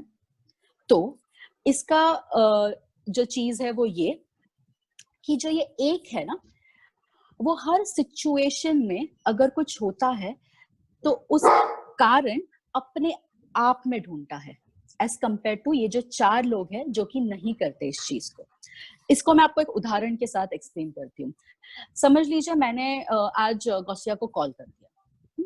जैसे मैंने गौसिया को कॉल किया, उसकी कॉल आ रही थी वेटिंग पे। मैंने वेट किया, फिर मैंने कॉल रख दी। मैंने 2 सेकंड तक वेट किया, फिर मैंने दोबारा कॉल किया। अब दोबारा उसका कॉल वेटिंग पे आ रहा था, उसने मेरी कॉल ली नहीं। मैंने सोचा चलो लगता है बिजी है, थोड़े 2-3 मिनट के बाद कॉल करती हूँ। 2-3 मिनट मैंने वेट किया, गौसिया ने कॉल बैक किया नहीं, मैंने कॉल किया। इस वक्त क्या हुआ, घंटी पूरी गई, कॉल वेटिंग नहीं आया, यानी कि कॉल खत्म हो गई है गौसिया की। गौसिया ने देख भी लिया कि मैंने कॉल किया था, पर फिर भी मुझे कॉल नहीं किया इसने। अब जो इंसान लोनली है या जो अकेलापन का शिकार है, वो इस सिचुएशन को अपने अंदर देखेगा। जैसे मैं ये सोचूंगी कि देखो गौसिया भी मेरा फोन नहीं ले रही है, मुझे कोई पसंद ही नहीं करता, गौसिया भी मुझे पसंद नहीं करती है, इतना मुझे कुछ बात करना है पर देखो मुझसे बात ही नहीं करना चाहती है। ये जो दूसरे 4 लोग हैं, ये कैसे विचार करेंगे इसी सिचुएशन में? शायद बिजी है, बाद में कॉल कर लेगी, बिग डील। या फिर अगर मुझे नहीं ध्यान दे रही है तो क्या हो गया, मैं खुद अपने आप को प्यार करूंगी ना, उसमें क्या हो गया। अब यहाँ पे क्या बदला है इन 4 लोगों में और इस एक इंसान में? विचार करने की धारणा, जो हम बिलीफ सिस्टम यहाँ पे कह रहे हैं, वो अलग है। और उसको जो कारण है उसको मैं इंटरनलाइज नहीं कर रही हूँ, यानी कि उसका कारण मैं अपने आप में नहीं ढूंढ रही हूँ, मैं उसका कारण कहीं और सिचुएशन में होने की पूरी संभावना है जिसको मैं देख रही हूँ। तो जो एक चीज का आपको ध्यान रखना है, जब भी आपको ये लोनलीनेस या अकेलापन महसूस हो, तो अपने विचारों पे ध्यान दीजिए कि मैं क्या सोच रही हूँ। क्या मैं ये सोच रही हूँ कि ये ऐसा जो इन्होंने बिहेव किया इसका कारण मुझ में है? क्या मैंने ये सोचा? तो अगर मैंने ये सोचा तो वहां पे इमीडिएटली आपको क्या करना है, उसको रिप्लेस करना है। किस चीज से? दूसरे चीजों से। बस वहां पे दूसरे चीज आपको डालने हैं कि क्या क्या हो सकता था। तो अगर मुझे मेरा और गौसिया का ही उदाहरण आपको देना है कि गौसिया ने मेरा फोन नहीं लिया, तो अगर उसका कारण मुझ में नहीं है तो और क्या क्या कारण हो सकते हैं? गौसिया शायद बिजी हो, शायद वो बाद में मुझे कॉल करेगी, उसका फोन का बैटरी बाद में खत्म हो गया हो, चार्जिंग पे रखा हो। अब ये सारे जो रीजंस है वो मुझे सोचने पड़ते हैं, और सोच के अगर मैं उसको लिख पाऊं तो इवन बेटर। अगर मैं उसको लिखूंगी तो मेरे दिमाग के लिए वो क्लियर हो जाता है कि हाँ, ये एक ही कारण नहीं है कि वो मुझ में प्रॉब्लम था, बट ये भी चीजें हो सकती है जो कि होने की संभावना बहुत ज्यादा है, और इसीलिए वो प्रॉब्लम मुझ में नहीं है या प्रॉब्लम है ही नहीं। तो जो इतनी सी बात का इतना बड़ा इशू बन जाता है वो वहीं पे खत्म हो जाता है। अब जब हम बात करते हैं विचारधारा की, बिलीफ सिस्टम की, तो हम उसको एक बदलने की बात करते हैं। क्योंकि अगर मेरा बिलीफ सिस्टम बचपन से आज तक ये रहा है कि मैं तो खराब ही हूँ, मुझे तो कोई पसंद ही नहीं करेगा, तो मुझे उसको बदलना जरूरी है। मुझे, अगर मैं उस चश्मे में से दुनिया देख रही हूँ तो मुझे वो चश्मा बदलने की जरूरत है, ना कि उस दुनिया को। तो उस चश्मे को मैं कैसे बदलूं? जब हम बदलने की बात करते हैं या बदलाव की बात करते हैं, कोई भी बदलाव आसान नहीं है, बिल्कुल नहीं है। अगर मैं आपको आज बोलूं कि जहां पे बैठे हो चलो वहां से उठ जाओ कहीं और जाके बैठो, तो भी हमें एक हिचकिचाहट होती है कि नहीं। अब जैसे पहले दिन जूम पर आना हो, क्या हमारा रोज का ये चीज था? ये नहीं था हमारा। तो थोड़ी सी घबराहट थी, थोड़ा सा अनकंफर्टेबलनेस थी, ये नहीं करना। ये लॉकडाउन को एक्सपीरियंस कर रहे, काफी सारे बदलाव महसूस कर रहे हैं, उस बदलाव को स्वीकार करना इतना इजी नहीं है। और जब हमारे लिए, मैं कहती हूँ कि स्वीकार करना इजी नहीं है, उसका कारण भी है। क्यों? क्योंकि अगर हम एक ही प्रकार से कोई भी चीज करते आ रहे हैं, उसमें हम जिस प्रकार से विचार करते आ रहे हैं वो भी इंक्लूडेड है। तो अगर हम एक प्रकार से विचार करते आ रहे हैं तो हमारी जो मैंने लास्ट सेशंस में आपको बताया था कि हमारे दिमाग में, हमारे ब्रेन में जो न्यूरो पाथवेज है, जो रास्ते बने हैं, वो एक प्रकार से बनते जाते हैं। जब हम चेंज की बात करते हैं तो एक नया रास्ता बनने की बात हो रही है। इसीलिए वो शुरुआत में मुश्किल लगता है, पर जैसे जैसे आप करते रहोगे वो चीज, वो रास्ता अच्छे से बन जाता है, वो पक्का रास्ता बन जाता है, जिससे हमें कोई भी नई सिचुएशन को हैंडल करने को, उसको उसके साथ डील करने में बहुत स्ट्रेंथ मिलती है। तो जब मैं बदलाव की बात करती हूँ, छोटी छोटी एक्सरसाइजेस मैं आपको बताती हूँ, बदलाव को हम कैसे जिंदगी में एफर्ट डाल के लाए। वेट मत करिए कि कुछ बदले आपके लिए और फिर आप उसको यूज टू हो जाओ। छोटे छोटे बदलाव शुरू करिए आज से। पहला, सुबह जब आप उठते हो, जैसे ही उठते हो बेड से पैर नीचे रखते हो, अपने गद्दे से पैर आगे लेते होंगे ना चलने के लिए सुबह। कल से आप ध्यान देंगे कि मैं कौन सा पैर आगे रख रहा हूं या रख रही हूँ। क्या मैं अपना दाया पैर आगे रख रहा हूँ या रख रही हूँ, या बाया पैर है? ध्यान दीजिए। परसों से आप उसका उल्टा पैर से शुरू करेंगे। ठीक है? ये एक छोटा बदलाव है। क्यों? क्योंकि वो चीज करने के लिए आपको आपका पूरा कॉन्शियसनेस, पूरा आपका जो ध्यान है वो वहां पे लाना पड़ेगा, उस एक्टिविटी में लाना पड़ेगा। फिर ही आपको ध्यान दे पाओगे कि आज मैंने इस पैर से, आज बेड से उतरी हूं तो कल मुझे इस पैर से उतरना है। एक। दूसरा, फिर नेक्स्ट स्टेप हम क्या करते हैं? हम जाके जनरली ब्रश करते हैं, ब्रश टीथ हमारे दांत घिसते हैं। अगर हम ब्रश राइट हैंड से कर रहे हैं तो कल से हम लेफ्ट हाथ से करेंगे। ओके? ये जितना आसान लग रहा हो वो इतना आसान है नहीं, क्योंकि वो थोड़ा सा टास्क हो जाता है। अगर आप लेफ्ट से कर रहे हो तो आप राइट से करेंगे। बदलाव। तीसरा, अगर आप किचन में जाते हो, रोज किचन में सारे बर्तन रखे हैं, मसालों के डब्बे रखे होते हैं, नमक रखा है, चीनी रखी है, सबके एक एक जो आपके जगह है ना वो फिक्स्ड है। आज से आप उन डब्बों को यहाँ वहां करेंगे। उससे क्या होता है? ये एक बदलाव है। जब ये बदलाव आता है, आप पूरा ध्यान वहां पे दोगे, उस सिचुएशन में दोगे, और एक प्रकार से आपके दिमाग को एक ये मैसेज जाता है यूज टू, एक आदत, एक नई आदत डेवलप करने के लिए, जो कि है हर बदलाव को यूज टू होना, कि अगर एकदम से कुछ चीज बदल जाए मेरी जिंदगी में तो मुझे एकदम से उससे शॉक नहीं लगता है। क्यों?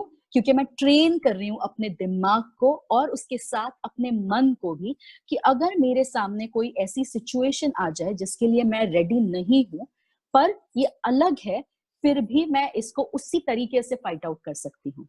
और जब आप ये छोटे छोटे बदलावों को अपने जिंदगी में लाएंगे, तो आप धीरे धीरे, जिसे हम कहते हैं रेजिलियंस, एक लचीलापन आपके सोचने के तरीके में आप धीरे धीरे लाओगे। जब आप ये लाओगे तो आपको पता चलेगा कि आपकी जो विचार करने की जो धारा है, विचारधारा है, इसमें थोड़े थोड़े बदलाव आप खुद देखोगे कि आपको चेंज नजर आ रहा है। ठीक है, मैंने आपको 3 बताए क्या क्या करने हैं, आप इसके साथ ऐड करिए अपनी। जैसे कि अगर कमीज की बटन जो है आप ऊपर से नीचे लगा रहे हो, तो उल्टा करिए, नीचे से ऊपर लगाना शुरू करिए। ऐसे छोटे छोटे बदलाव वाली चीजें जो कि आप सोच भी सकते हो और आप उसको ला भी सकते हो। अब जब हम लोनलीनेस की बात करी, हमने चेंज की बात की, चेंज के लिए हम क्या क्या करें इसकी भी बात की। जब हम लोनलीनेस की बात करते हैं, उसके साथ ही एक जुड़ा हुआ जो पॉइंट है वो है मीनिंगलेसनेस, यानी कि मुझे अपनी जिंदगी में कोई मकसद नजर नहीं आता है जब मुझे कोई रिजेक्ट कर देता है। कि अगर मुझे किसी ने मेरा कोई दोस्त था, करीबी दोस्त था, उसने मुझे आज इंक्लूड नहीं किया, उसने सबको आज पार्टी दी पर मुझे नहीं बुलाया, सब लोग पिक्चर देखने गए पर मुझे नहीं लेके गए, इससे मैंने जो अनुभव किया जो कि रिजेक्शन था, रिजेक्शन से ही आगे जो था वो था लोनलीनेस। तो उसके साथ जो आ जाता है वो है मीनिंगलेसनेस, यानी कि मेरे जीवन में कोई मीनिंग ही नहीं रहा या उसका कोई अर्थ ही नहीं रहा, जो कि हम आज के इस दौर में, जो ये लॉकडाउन का जो सीजन चल रहा है, इसमें बहुत ज्यादा अनुभव कर रहे हैं। जितने क्लाइंट्स को मैं देख रही हूँ, इसमें ये सबसे नंबर 1 पॉइंट पर है कि मुझे जिंदगी में कुछ मकसद ही नहीं नजर आ रहा है, क्योंकि आगे क्या होने वाला है मुझे नहीं पता है। तो मीनिंगलेसनेस ये बहुत ही इंपॉर्टेंट चीज हो रही है और एक प्रॉब्लमेटिक चीज हो रही है। तो जब हम बोलते हैं कि ये प्रॉब्लमेटिक हो रहा है, तो इस पे हम कैसे काम करें? मीनिंगलेसनेस कब आता है पता है?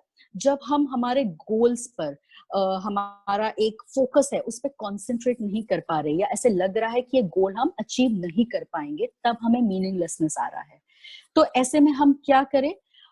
एक छोटे छोटे गोल्स बनाइए। मतलब आज के दिन का मैं गोल बनाऊंगी, हर 1 घंटे का गोल बना सकती हूँ मैं। तो मैं आगे के 1 घंटे में ये चीज करूंगी, तो आगे के 1 घंटे में मुझे लिखना है, आज मैं राइटिंग करूंगी, आज मैं जर्नलिंग करूंगी, आज मुझे जो विचार है मेरे वो अगले 1 घंटे का मार्जिन है उसमें लिखूंगी। छोटे छोटे गोल्स बना रही हूँ मैं।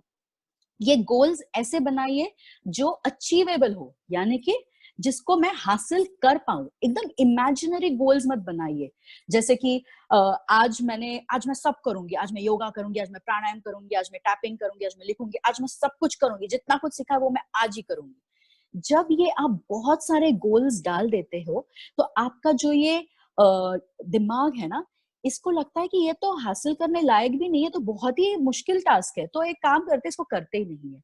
ये बहुत बार हो जाता है।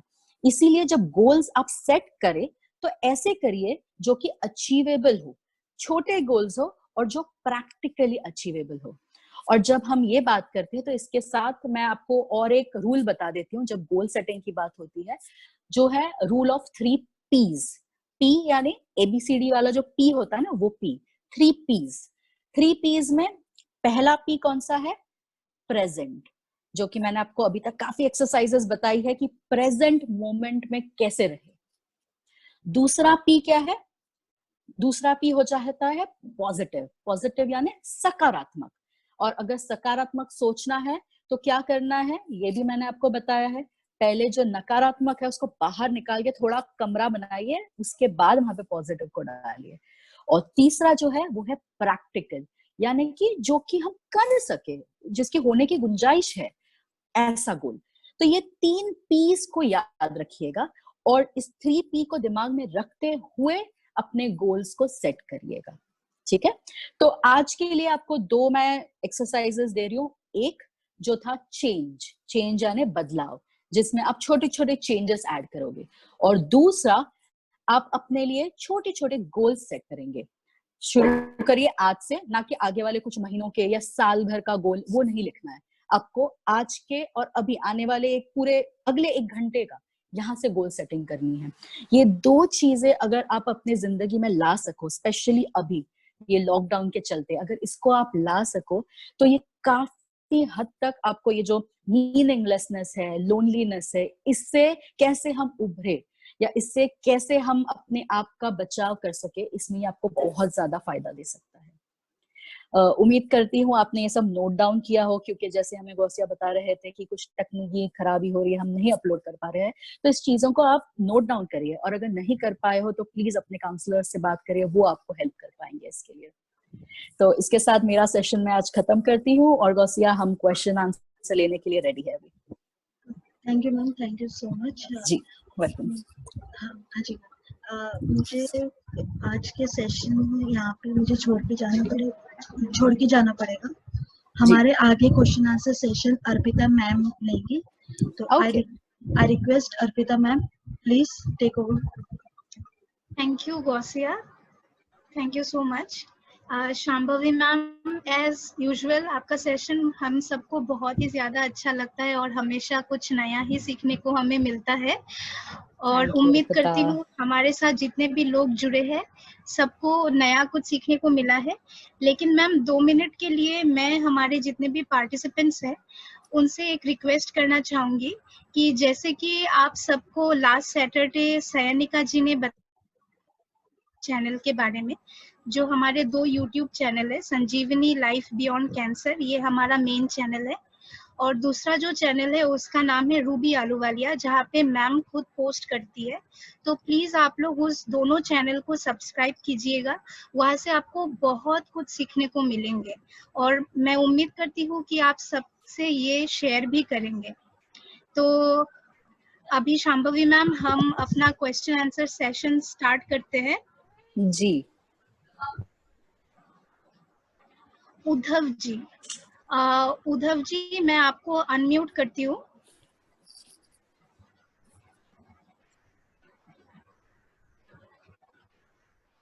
उद्धव जी मैंने आपको अनम्यूट किया है, प्लीज आप अपना।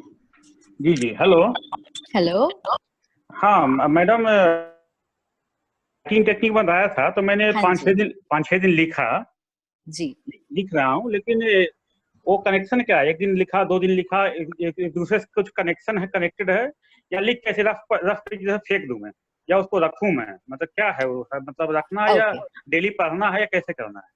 ओके अच्छा, मुझे एक बात बताइए, सुबह हम ब्रश करते हैं? जी जी। ब्रश करते हैं, हम वॉशरूम जाते हैं ना? क्या करते हैं हम एक प्रकार से हमारे शरीर को साफ करते हैं। जी करते हैं ना? आगे जा रहे हैं तो मुझे क्या हो रहा है? क्या मुझे टेंशन आ रहा है? जॉब के बारे में है, क्या ये सैलरी के बारे में है, ये कोरोना कब खत्म होगा, क्या ये ट्रीटमेंट के बारे में है? तो जब हम ये करते हैं ना, हमें एक क्लैरिटी मिल जाती है कि मुझे एग्जैक्टली प्रॉब्लम क्या है। ये 5-6 चीजें हैं, पर इन 5-6 में से भी कोई एक होगा जिससे मुझे घबराहट हो रही है। तो आपको पहले तो वो एक आप उठा लोगे कि अच्छा, मुझे शायद मेरे जॉब को लेकर टेंशन आ रही है, बाकी सारी चीजों का टेंशन मुझे नहीं आ रहा है। तो अगर जॉब है तो जॉब के बारे में फिर आगे मैं लिखूंगी कि मुझे क्या टेंशन आ रहा है। क्या मुझे लग रहा है मुझे जॉब से हटा दिया जाएगा? क्या मुझे लग रहा है कि मेरी सैलरी नहीं आएगी? क्या मुझे लग रहा है कि हमारे पास पैसे ही नहीं बचेंगे? तो अगर मेरे पास ये 3 है तो तीनों में से मुझे सबसे ज्यादा टेंशन किसका आ रहा है? क्या मुझे जॉब से निकाल दिया जाएगा? अब जैसे ये विचार मैं लिखती हूँ तो मैं इसके नीचे 2 लाइन मार के लिखती हूँ कि इसकी संभावना कितनी है। क्या मुझे निकाले जाने की संभावना पूरी 100% है? तो शायद हम सोचते हैं कि नहीं, 100% तो नहीं है, क्या गारंटी है? क्या किसी और को निकाला गया है? क्या हमें कंपनी ने फोन करके बोला है कि तुमको निकाल दिया गया है? नहीं है। इसी का मतलब क्या हुआ कि मैं हाइपोथेटिकल थिंकिंग कर रही हूँ। मैं क्या सोच रही हूँ, अगर ये हो जाए तो क्या होगा? आप समझ रहे? जब हम लिखते हैं तो हमें यही क्लैरिटी मिलती है कि हमारे विचार एक्चुअली क्या था, और आप खुद ही समझ जाओगे कि अच्छा, ये जो मैं विचार कर रहा हूँ इससे टेंशन लेने वाली बात ही नहीं है। Okay, thank you madam. Welcome. Thank you Uddhav ji. अभी हमारा नेक्स्ट सवाल है स्नेहालता शर्मा जी से। जी स्नेहालता जी। जी मैम, मेरे रेडिएशन थेरेपी के बाद में पेट में बहुत सूजन आ गई। अगस्त में हुई थी लास्ट थेरेपी। स्नेहलता जी, हम लोग कल को या परसों को डॉक्टर बुलाएंगे, तब आप ये क्वेश्चन पूछिएगा। जी मैडम। अभी सेशन से रिलेटेड क्वेश्चन पूछिए, जो आपने अभी सेशन अटेंड किया है, अकेलेपन के ऊपर, या हमें कैंसर में भी ये अकेलापन और बहुत बेचारगी जैसी लगने लगती है। हाँ, तो कैंसर उसके के बाद ऊपर में सेशन था। ठीक हाँ है जी। मैडम। कैंसर के बाद आते हैं कि मेरा क्या होगा। ऑपरेशन तो हो चुका है, पर थेरेपी के बाद का भी बहुत विचार आता है। ओके। शांभवी। स्नेहलता जी, जो आप विचार कर रहे हो, जो ये डर है, वो काफी हद तक स्वाभाविक है, काफी नॉर्मल है। बट अगर ये विचार काफी समय तक चलता जाए तो ये कहीं पे आपकी ओवरऑल जिंदगी में, जैसे आप घर के काम कर रहे हो या किसी अपने जो निजी संबंध है, इस सब में ये टेंशन आने लग जाता है। अगर कुछ काम भी कर रहे हो तो पूरा ध्यान नहीं दे पाते हो। क्यों? क्योंकि आपका काम जो नहीं डर होता है मैडम। वो बना रहता है। जी, ऐसा जी मैडम। होता है, जो मैं समझ सकती हूँ कि वो अगर कैंसर भी ना हो तो मेरे ख्याल से ये हम सब में कोई कैंसर रूपित एक वो राक्षस बैठा होता है सबकी जिंदगी में। अगर वो कैंसर ना हो तो फिर मेरा कोई झगड़ा हो किसी के साथ, जिसको हम लेके रखते हैं साथ में। इसको क्लियर करने के लिए हमने अभी तक जितने सेशंस किए, इसमें मैंने काफी सारे टेक्निक्स दिए हैं। जैसे आपसे पहले जिस सदस्य से हम बात कर रहे थे, उनको मैंने जो बात समझाई, लिखना, यानी कि जब हम जर्नल करते हैं, हम हमारे विचारों को लिखते हैं, हम एक प्रकार से उनको एक बाहर जाने का जरिया दे देते हैं। अभी तक क्या हो रहा है, जो ये डर है वो सब यहाँ पर है, उसको बंद करके रखा है। तो वो कमरा जो है ना, उसको खोलते हैं हम जब हम लिखने की कोशिश करते हैं। तो लिखना एक बहुत ही खूबसूरत टेक्निक है, अगर आप रोज करो तो। ये नहीं कि आज मुझे बहुत गुस्सा आ रहा है या आज मुझे डर लग रहा है तो मैंने आज लिखा, कल मेरा दिन बहुत खूबसूरत था तो मैंने कुछ लिखा नहीं। ये नहीं करना है। जब लिखने की बात हो तो रोज लिखिए, और ये एक प्रकार से हेल्प करता है अगर आप उसको रोज रोज रोज करके उसको एक आदत बना लो। और ये आप चीज जब शुरू भी करो, ये एकदम से नहीं जाएगा कि मैंने आज लिखा, मैंने 2 हफ्ता लिखा, फिर भी कुछ नहीं हुआ। ये ऐसे नहीं चलता। इसको होने में थोड़ा समय दीजिए, 1 महीना, 2 महीना, 3 महीना, इतना समय लगता ही है इसको ठीक होने में। जैसे हम हमारे शरीर को टाइम दे रहे हैं ना, अगर कैंसर है तो हम ट्रीटमेंट को टाइम दे रहे हैं, कीमोथेरेपी को दे रहे हैं उतना समय, इतने महीने का। बस उसी तरीके से ये एक प्रकार से टेक्निक है जिसमें हम हमारे मन को टाइम दे रहे हैं। जी madam, thank you. Welcome. Thank you Snehlata ji. Ma'am, हमारा जो अगला सवाल है वो लोकेश कुमार जी की तरफ से है। लोकेश कुमार जी। जी हेलो। हाँ जी लोकेश। नमस्ते। मैं एक्चुअली ये बोल रहा हूँ कि मेरे पिताजी का 2 कैंसर था, एक दाएं पैर में था और एक फोरहेड पे लीलार पे था। तो दोनों का ब्रेन का वो तो लीलार वाला सर्जरी हो गया और पैर वाला और कीमोथेरेपी मैंने उनको चढ़ाना था, कीमो। तो 1 दिन चढ़ा, उसके बाद लॉकडाउन हो गया और उसके बाद 7 दिन कंटिन्यू बुलाया गया था, उसके बाद नहीं जा पाए। तो हमको ये परेशानी हो रहा है कि अगर बाद में चढ़ेगा तो कहीं दिक्कत ना हो जाए, यही चीज का टेंशन बना। लोकेश, हम डॉक्टर को बुलाएंगे तो वो आपकी बात का जवाब देंगे। हालांकि जब पहले भी आए थे डॉक्टर तो वो लगातार ये बता रहे हैं कि थोड़ी सी डिले होने से इतना फर्क नहीं पड़ता है केमोथेरेपी में। आप कहाँ से बोल रहे हैं? हाँ जी, कहाँ पे ट्रीटमेंट किधर हो रहा है? एम्स में समीर बख्शी के पास कैंसर। कौन से शहर में? यही दिल्ली एम्स में। तो दिल्ली में आई थिंक केमोथेरेपी अभी शुरू हो गई है, तो आप जाने की क्यों नहीं सोच रहे हैं फिर? मैम तो वही जाने में तो मैम जाने की सुविधा कुछ नहीं ना, क्योंकि वहाँ पूरा करोल बाग तो सील किया हुआ है।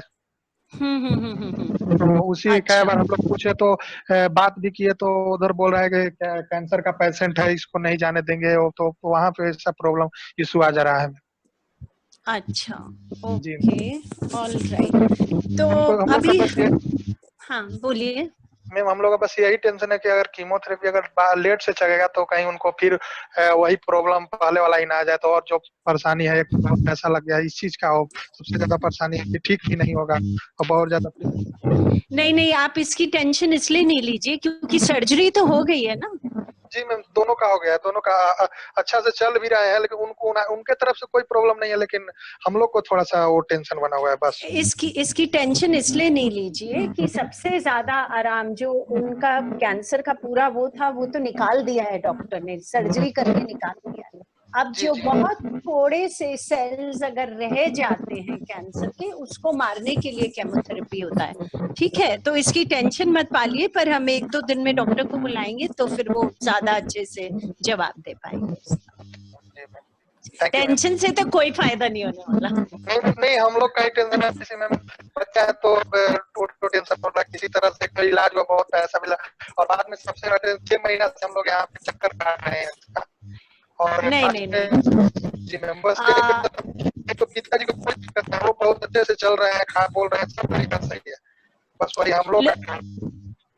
लोकेश अपना नंबर डाल दीजिए मैसेज के ऊपर, हमारी जो सायनिका जो कोऑर्डिनेटर हैं दिल्ली में, वो फिर आपसे बात करेंगे। ओके, या ऑलराइट।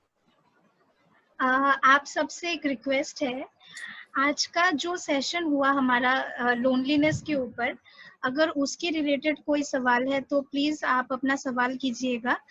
डॉक्टर रिलेटेड सवाल हम बिल्कुल डॉक्टर लाएंगे हमारे प्लेटफॉर्म में, तब आप कर सकते हैं। मैम, अभी मैं मनोज चौबे जी को अनम्यूट कर रही हूँ। हाँ जी मनोज जी। मनोज जी आप।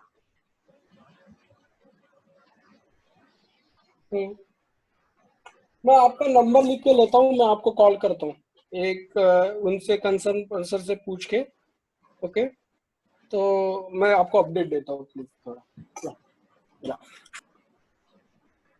ओके मैम, हमारा अरोड़ा से पूछ लीजिए। सॉरी मैम, मधुर अरोड़ा, यस। हाँ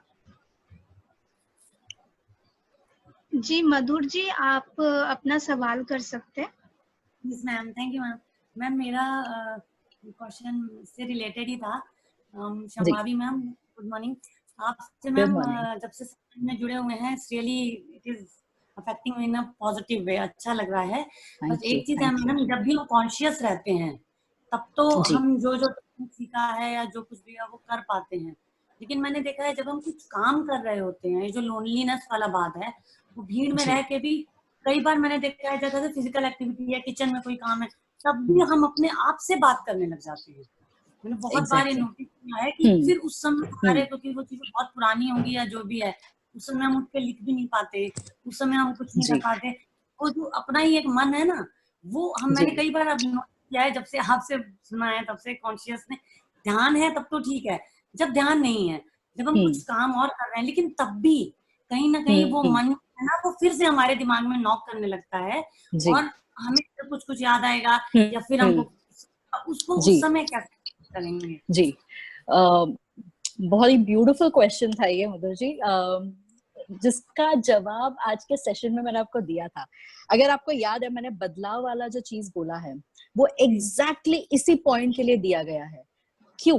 क्योंकि हम जब, आपने जैसे अभी उदाहरण दिया कि मैं जब खाना बना रही हूँ, तो जब मैं खाना बना रही हूँ तो मेरे लिए मेरे सारे जो चीजें हैं, मेरा किचन है तो मुझे एग्जैक्टली बाय हार्ट है, यहाँ पे मसाले है, यहाँ पे चमचे है, स्पून है, यहाँ पे बर्तन है, ये हमें बाय हार्ट है, जो कि मेरे ब्रेन के लिए इसका भी जो एक रास्ता है ना, न्यूरो पाथवे, वो बना हुआ है, जो कि यहाँ सामान है, यहाँ ये है, यहाँ पे सब्जी है, सब कुछ रेडी है। तो मुझे ध्यान देना नहीं पड़ रहा अलग से, मुझे देखना नहीं पड़ रहा है। क्यों? क्योंकि मेरे दिमाग को ये रास्ता पता है। ठीक है, अब जब मेरे दिमाग को ये पता होता है तो मेरा ध्यान इधर होने की गुंजाइश बहुत कम हो जाती है। फिर हमारा जो माइंड है, मन है, वो अपने गार्डन में चला जाता है घूमने के लिए।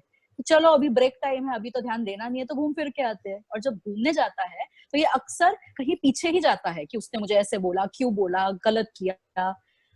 इसको जब हमको चेंज करना हो तो एक छोटा सा जो चीज हम कर सकते हैं, जो कि मैंने आज बताया भी था, आपके जो मसाले के डब्बे है ना, बस उसको इधर उधर कर दीजिए।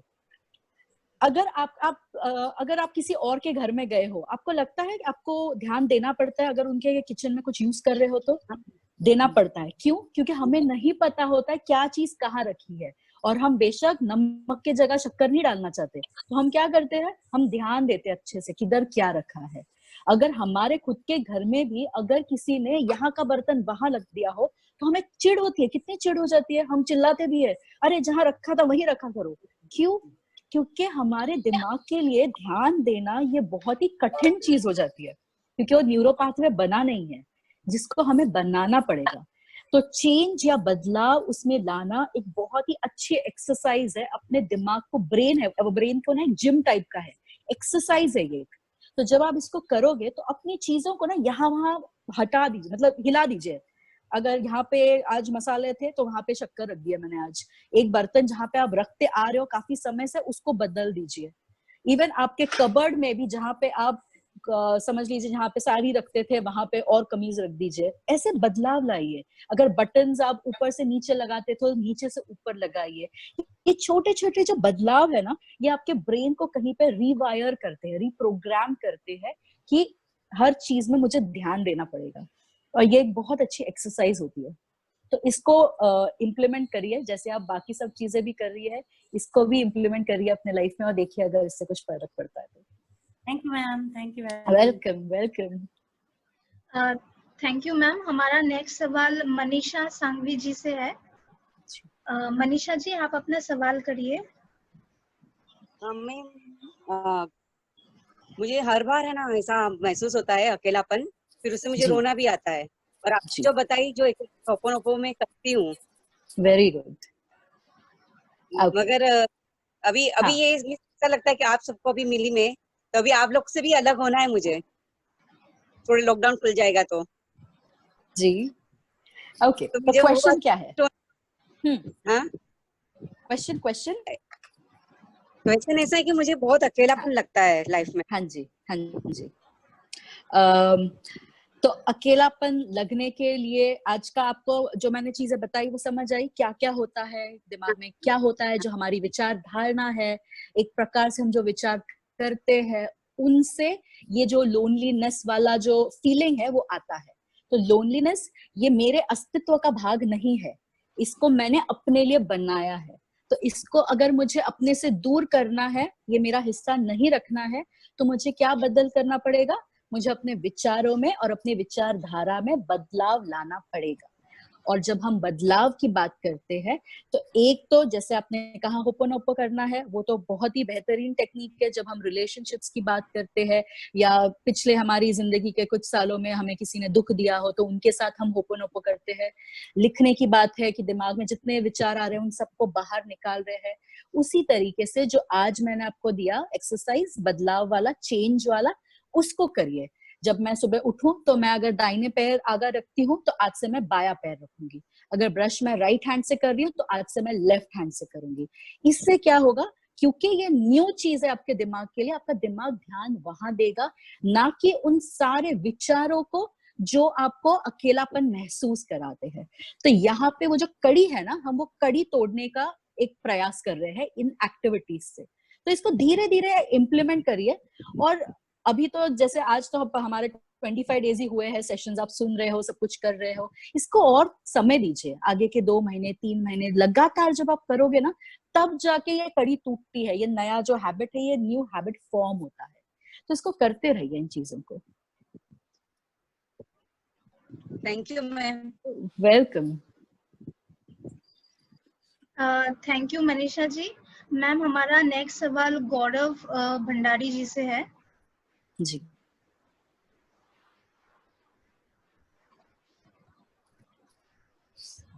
गौरव जी, आप अपना सवाल कीजिए।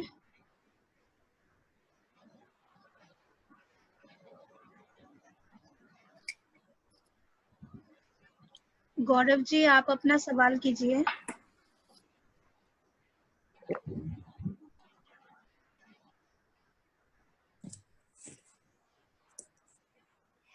अर्पिता, तब तक किसी और को ले लीजिए।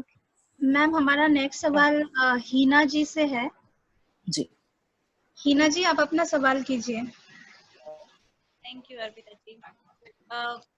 मैम, मैं ये पूछ रही थी आपसे, मेरा सवाल ये था कि हमें है ना कई बार पता होता है कि ये चीज हमारा नुकसान नहीं करेगी, फिर भी हमें डर लगता है, ऐसा क्यों होता है मैम?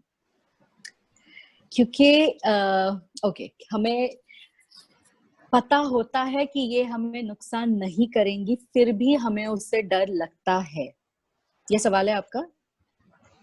ओके, क्योंकि यहाँ मेन रीजन जनरली होता है जब हमें आत्मविश्वास की थोड़ी सी कमी हो ना, तब ये वहां से इशू आता है। इनफैक्ट ये टॉपिक शायद मैं अगले सेशन में ले लूंगी, सेल्फ कॉन्फिडेंस या आत्मविश्वास की जब हम बात करते हैं। आत्मविश्वास भी नीचे होना या लो कॉन्फिडेंस होना, इसमें भी आपका जो बिलीफ सिस्टम है, जो कि मैंने आपको उदाहरण दिया था मेरा अपना, ये उसी प्रकार से बिल्डअप होता है। अगर मुझे बचपन से यही सुनने की आदत हो कि तुम सब चीज गलत करती हो, ये सही नहीं किया है, ये ऐसे करना था, तो मैं अपनी जो विचार करने की जो एक पैटर्न है, एक बिलीफ सिस्टम है, वो उसी के इर्द गिर्द बना लेती हूँ, जो कि क्या है कि मैं कुछ भी ठीक से कर नहीं पाती हूँ। तो मुझ में जो कॉन्फिडेंस है, आत्मविश्वास है, वो कहीं पे नीचे नीचे नीचे जाता है, जिससे जो चीज मुझे पता है कि ये सिचुएशन, ये परिस्थिति शायद आए भी ना, फिर भी मैं उसको कल्पना कर रही हूँ कि अगर ये हो जाए तो मैं कैसे करूंगी, तो मैं क्या करूंगी। जिसमें अगर आत्मविश्वास आप में भरा हो ना, तो पहले तो आपका ध्यान उधर जाएगा नहीं उस विषय पर। आपका कौन से विषय पर जाएगा? कल मुझे ये चीज करनी है, इसके लिए मैं अपने आप को कैसे तैयार करूं, आपका ध्यान इस पर जाएगा। पर जब आत्मविश्वास की कमी हो जाए, तब हम उन सारे चीजों के बारे में सोचते हैं जिसकी होने की गुंजाइश एकदम लगभग ना में ही होती है। और हम अक्सर ये भी सोचते हैं कि अगर मैंने वो किया होता तो क्या होता, अगर मैंने उस लड़के को हाँ बोला होता तो क्या मेरी जिंदगी और अच्छी होती, क्या मैंने अगर वो जॉब ली होती तो क्या आज मेरे लिए इनकम अच्छा होता। तो जो ये सब कब होता है, हमारे विचार ये सारे अगर में कब जाते हैं, जब हमारा आत्मविश्वास, हमारा कॉन्फिडेंस नीचे गया हो। तो इसके लिए सबसे सही रहता है अपने कॉन्फिडेंस को बिल्डअप करिए, अपने कॉन्फिडेंस के ऊपर काम करिए। जिस दिन वो सही हो जाएगा ना, ये वाला जो है वो ऑटोमेटिकली ब्रेक हो जाएगा। इन चीजों पे ध्यान देना। मैम मुझे हमारे मतलब कि मुझे है ना छिपकली से बहुत डर लगता है। उसका इतना छोटा सा बच्चा है, 1 या 2 दिन का होगा, मुझे पता है कि वो मेरा कुछ नहीं करेगा, फिर भी मैं उसको देख के रोने लग जाती हूँ कि वो मुझे नहीं दिखना है। अब कल मेरे अच्छा, ये आप अकेले नहीं हो दुनिया में, और ऐसे ऑलमोस्ट 90% लोग हैं जिनको छिपकली से बहुत डर लगता है। और ये बात सुन लीजिए, ये जो छिपकली का स्पेशली डर है ना, छिपकली या कॉकरोच, ये जो चीजें है ना, इनसे हमें डर जो है ये आज का नहीं है। जो मैंने आपको बताया था ना, स्टोन एज से आया है इंसान, तब से लेके जो है ना, ये हमने सीखा है, ये सीखा हुआ डर है। तो इसमें कोई मतलब मैं कहूंगी कुछ बहुत बड़ी चीज नहीं है। ऑफ कोर्स अनटिल अगर आपका डेली जीवन में इसका बहुत प्रभाव पड़ रहा हो, तो कि अगर छिपकली है घर में तो मैं रूम से बाहर ही नहीं निकल रही हूँ, या छिपकली को देख के मुझे बुखार आ रहा है, ये भी होता है। तो अगर उतना लेवल का हो रहा है, देन आपको ट्रीटमेंट या थेरेपीज लेना बहुत जरूरी हो जाता है। अगर थोड़ा सा हाँ मैं चिल्ला देती हूँ उसको देख के, या मुझे गुस्सा आता है, रोना आता है, ये अक्सर होता है क्योंकि वो डर जो है वो हमारे जीन्स में है, कहीं पर हमने वो लाया है, पिछले हमारे युगों से लेके आए हम वो डर को, तो जो कि ठीक है। Thank you ma'am. Hello hello ma'am, मैं ये पूछ रहा था, जैसे कहते हैं लोनलीनेस और ये अकेलापन का सबसे बढ़िया तरीका होता है आप उस चीज को शेयर करें किसी के भी साथ जो आपके सबसे करीब है। हाँ जी। लेकिन वो एक क्या डर होता है हमारे दिल में जो जिससे हम उस चीज को शेयर नहीं कर पाते। जी। तो जो कि आपने बहुत ही सही बात कही कि जब हम किसी से शेयर करते हैं हमारी मन की बातें, तो हमारा मन थोड़ा सा रिलैक्स फील करता है, थोड़ा जो दबाव होता है वो कम हो जाता है जब हम बाहर निकालते हैं वो चीज को जो मन में रखी हो। पर अक्सर हम ये नहीं करना चाहते। क्यों? क्योंकि एक डर जो रहता है कि अगर मैं बोल दूं तो ये सामने वाला मेरे बारे में क्या सोचेगा, इसको लगेगा कि मैं बुरा इंसान हूँ, ये सोचेगा कि ये ऐसा भी सोच सकता है, ये तो बहुत ही खराब है। इससे जो अंडरलाइन डर है वो है डर रिजेक्शन का, जो कि आज हमने बात की कि अगर मैं ये एक्सप्रेस करूं तो शायद ये सामने वाला मुझे स्वीकारेगा नहीं, ये कल से मुझसे बात करना छोड़ देगा। इसीलिए हम अक्सर बातों को अपने तक ही सीमित रखते हैं, हम शेयर नहीं करना चाहते। तो इसमें 2 चीजें जो आप कर सकते हो, जो हम डायरी की मैंने आपको बात करी है, लिखने वाली आदत। डायरी एक प्रकार से हमारा वो एक जरिया बन जाता है जहां पे मैं अपनी सारी बातें बोलती हूँ, शेयर करती हूँ, पर वो डायरी जजमेंट्स नहीं देता। वो मेरे बारे में मुझे कुछ बताता नहीं है, तुम खराब हो, तुमने देखो कैसी गंदी राइटिंग में लिखा है, कोई बोलता है नहीं बोलेगी डायरी कभी आपसे। तो बहुत सुंदर रहता है। जब मैं खुद डायरी लिखती थी ना, जब मैं टीनेज में थी, तब से मैं शुरू किया था इसको लिखना। मैंने अपने डायरी को एक नाम दिया था और मैं उस डायरी को उसी नाम से पुकारती थी, उसी से बात करती थी। तो वो मेरा एक बहुत अहम हिस्सा बन गया था और वो हेल्प किया उस चीज ने मुझे काफी। दूसरा होता है एक मनोवैज्ञानिक से बात करना, कि जैसे हम थेरेपिस्ट है, तो हमसे बात करना ये होता है क्योंकि हम आपको जज नहीं करते किसी चीज के लिए। आप अगर कुछ शेयर करते हो तो हम एक थर्ड पर्सन के तरह आपसे बात करते हैं, क्योंकि हमारा आपका कोई रिश्ता नहीं है, इसीलिए कुछ चीजें बीच में नहीं आती, ओ तुमने ऐसे किया, तुमने ऐसे किया, सोचा, वो सब नहीं आता।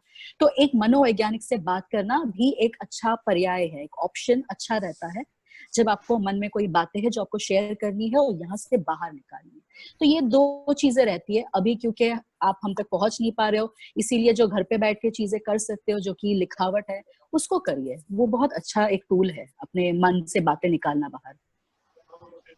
Thank you ma'am, thank you. Welcome welcome. Thank you ma'am. Ma'am आज इस सेशन के लिए हम अपना लास्ट क्वेश्चन ले रहे हैं मनीष कुमार जी की तरफ से। मनीष कुमार जी, आप अपना सवाल करिए।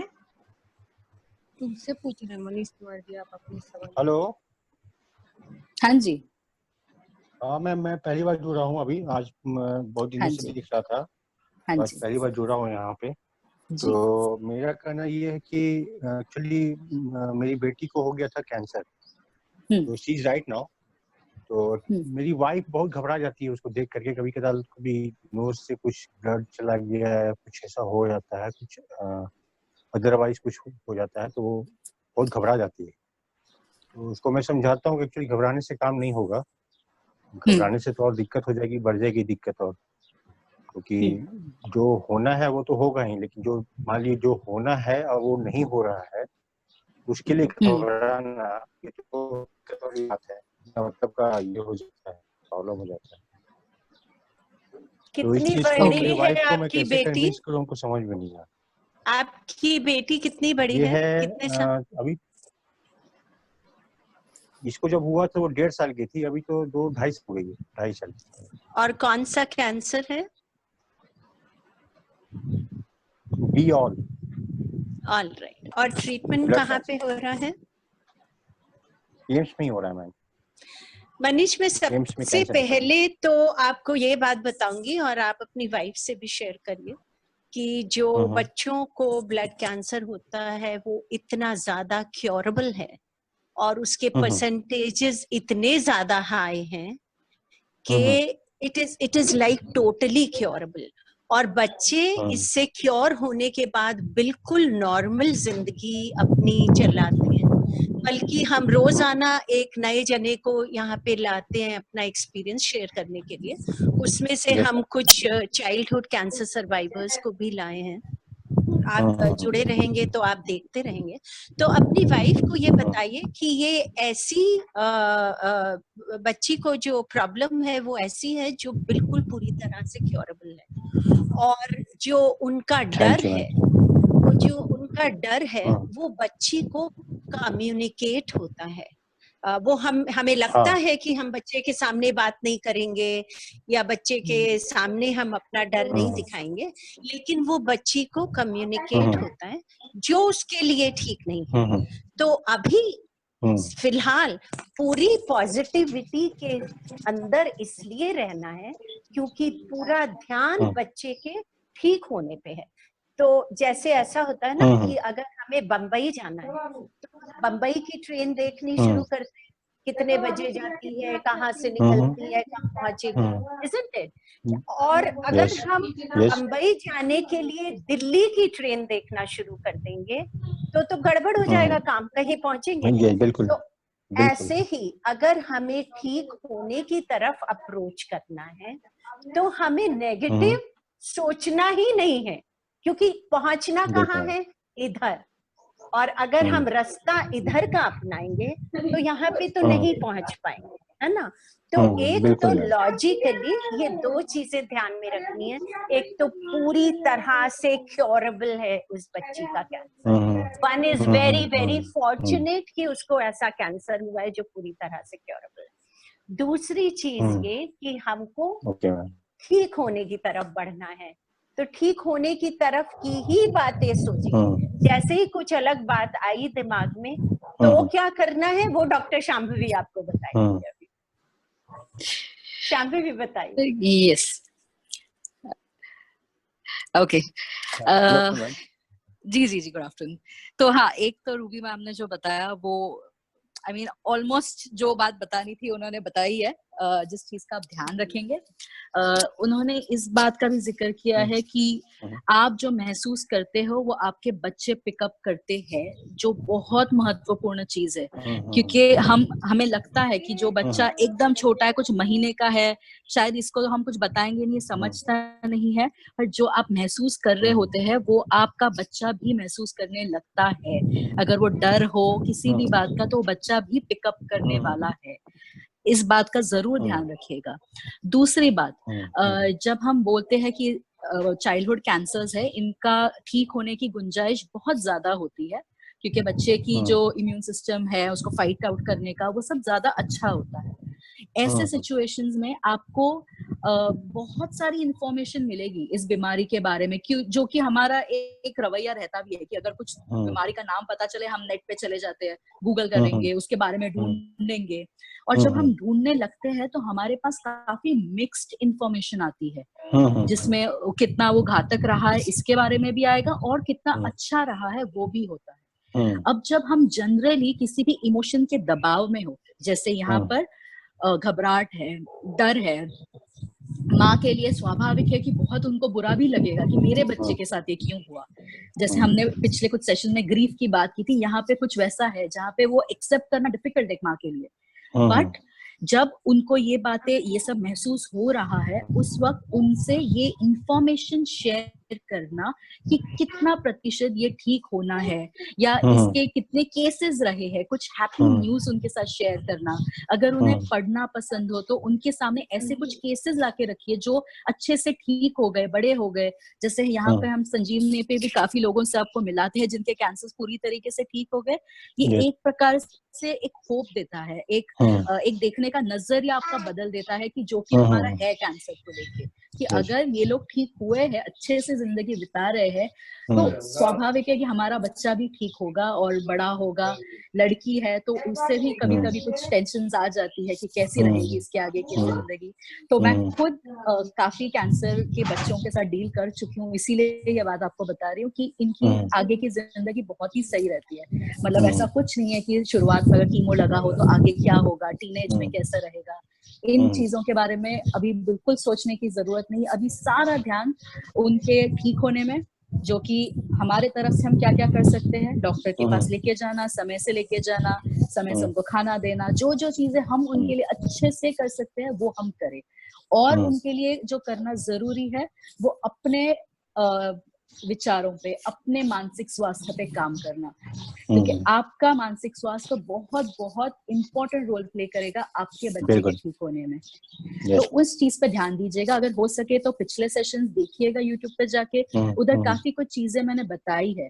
खुद भी करिए, अपनी वाइफ के साथ भी शेयर करिए और जितना हो सके उनसे बात करिए, क्योंकि एक माँ के लिए बहुत कठिन रहता है ये अपने बच्चे को देखना, इस पेन में से जाना। तो जितना आप उनसे बात करोगे, वो आपको वेंट आउट करेंगी, एक्सप्रेस करेंगी, उतना वो जब बच्ची को सामने जाएंगी तो वो सब चीजें अंदर नहीं रहेंगी, वो आंसू अंदर नहीं रहेंगे, क्योंकि वो आपसे ऑलरेडी बात कर दी होगी। उनसे जब मिलने जाएंगे तब वो एकदम खुशी से जाएंगे। तो इन चीजों का ध्यान रखिएगा थोड़ा सा। Thank you ma'am. और मनीष जी ये भी कोशिश करिए कि आपकी वाइफ हमारे साथ जुड़े, क्योंकि मुझे ऐसा भी फील हो रहा है कि हमने आपको ये सब बताया और हो सकता है कि आपकी वाइफ को अभी भी ये बात ना समझ में आए आपके कहने पे, तो आप उनके ऊपर गुस्सा मत करने लगना। मैं गुस्सा कभी करता ही नहीं। बता रहा हूँ कि इसका नेगेटिव इफेक्ट होता है, तुम समझ। एक्चुअली मैं एक बात मैं बताना चाहूंगा मैं गुस्सा करता ही नहीं हूँ, इसी का उसको ये लगता है कि आप गुस्सा क्यों नहीं करते हैं। सभी लोग गुस्से करते हैं, आप गुस्सा क्यों नहीं करते? किस टाइप के इंसान है आप? नहीं नहीं, गुस्सा बिल्कुल मत करना, क्योंकि आपको बात समझ में आ रही है। आप थोड़े between the two of you आप थोड़े ज्यादा स्ट्रांग हो, तो बच्ची को भी और उनकी माँ को भी थोड़े समय तक अच्छे से बिल्कुल ऐसे करके संभाले रखिए। दोनों बात जल्दी बिल्कुल मजे में ठीक हो जाएंगे। एक लास्ट बात एक और है ma'am. In the mean time मेरे फादर जो थे वो जाते थे दिल्ली अक्सर, वो बच्चे को लेकर के और मेरी वाइफ को लेकर के। अब मैं घर संभालता था, यहाँ पे मेरा दुकान है अपना। तो in the mean time father को भी पैरालिसिस हो गया, वहां से लौटे तो फिर मम्मी के हार्ट में ब्लॉकेज हो गया, उसका ऑपरेशन हुआ। तो सारा कुछ प्रॉब्लम एक साथ आ जाने की वजह से भी थोड़ा मन चिड़चिड़ा गया है, ये बात भी है। I know, I totally understand, और बहुत ही नॉर्मल है ऐसा होना। पर वही है कि ध्यान इसी पे रखना है कि हमें अपनी गाड़ी सही तरफ कैसे ले जानी है, है ना? उसके ऊपर ध्यान रखेंगे तो काम अच्छा होता रहेगा। नहीं, बहुत अच्छा नया सजेशन मेरे को मिला, पता नहीं था मेरे को इस बी ऑयल के बारे में कि टोटली क्यूरेबल होता है।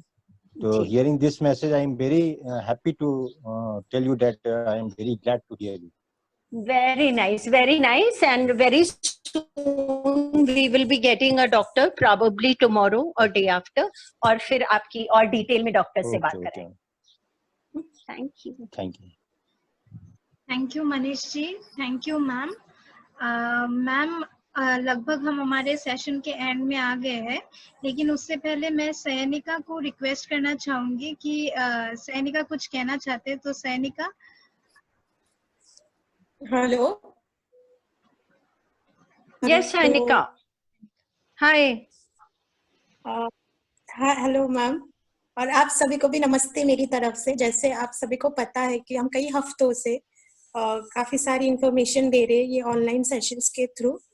तो हमारी हमेशा यही कोशिश रहेगी कि हम जितना ज्यादा हो सके और जितना ज्यादा आपको इंफॉर्मेशन दे सके हम उतना ट्राई कर रहे हैं ये लॉकडाउन के सिचुएशन में, ताकि कोई ऐसी सिचुएशन ना आए कि आपको हड़बड़ाहट करनी पड़े या आपको हॉस्पिटल के लिए भागना पड़े। तो इसीलिए हमने एक प्रोसेस लिया है यूट्यूब चैनल्स का। हमारा 2 यूट्यूब चैनल है, एक है संजीवनी लाइफ बियॉन्ड कैंसर, वो हमारा मेन यूट्यूब चैनल है, और एक रूबी मैम का खुद का है जो रूबी आलूवालिया के नाम से है। आप यूट्यूब में जाइए, इन दोनों चैनल्स को सब्सक्राइब करिए। आपको नए कंटेंट में कई सारे वीडियोस मिलेंगे वहाँ पे, जैसे कैसे आप अपने एंगर इश्यूज को या स्लीप डिसऑर्डर्स अगर हो रहे हैं, कई ऐसे तरीके के इंफॉर्मेशंस मिलेंगे जो आपको काफी मदद मिले। प्लीज यूट्यूब में जाइए, दोनों चैनल्स को सब्सक्राइब कीजिए। Thank you. Thank you Sainika. अभी मैं हमारे रूबी मैम से रिक्वेस्ट करना चाहूंगी। मैम आप प्लीज कुछ अभी 2 शब्द कह दीजिए। आज तो मैंने बहुत सारे शब्द ऑलरेडी बोल दिए आई थिंक। तो आप लोग अपना ध्यान रखिए, और एक छोटी सी बात बताती हूँ। ये जो अकेलेपन वाली प्रॉब्लम होती है, जैसे ही हम ये सोचने लगते हैं कि मुझे क्या मिल रहा है, जब हम रिसीवर्स वाले मोड में रहते हैं तो अकेलेपन वाली प्रॉब्लम थोड़ी ज्यादा रहती है।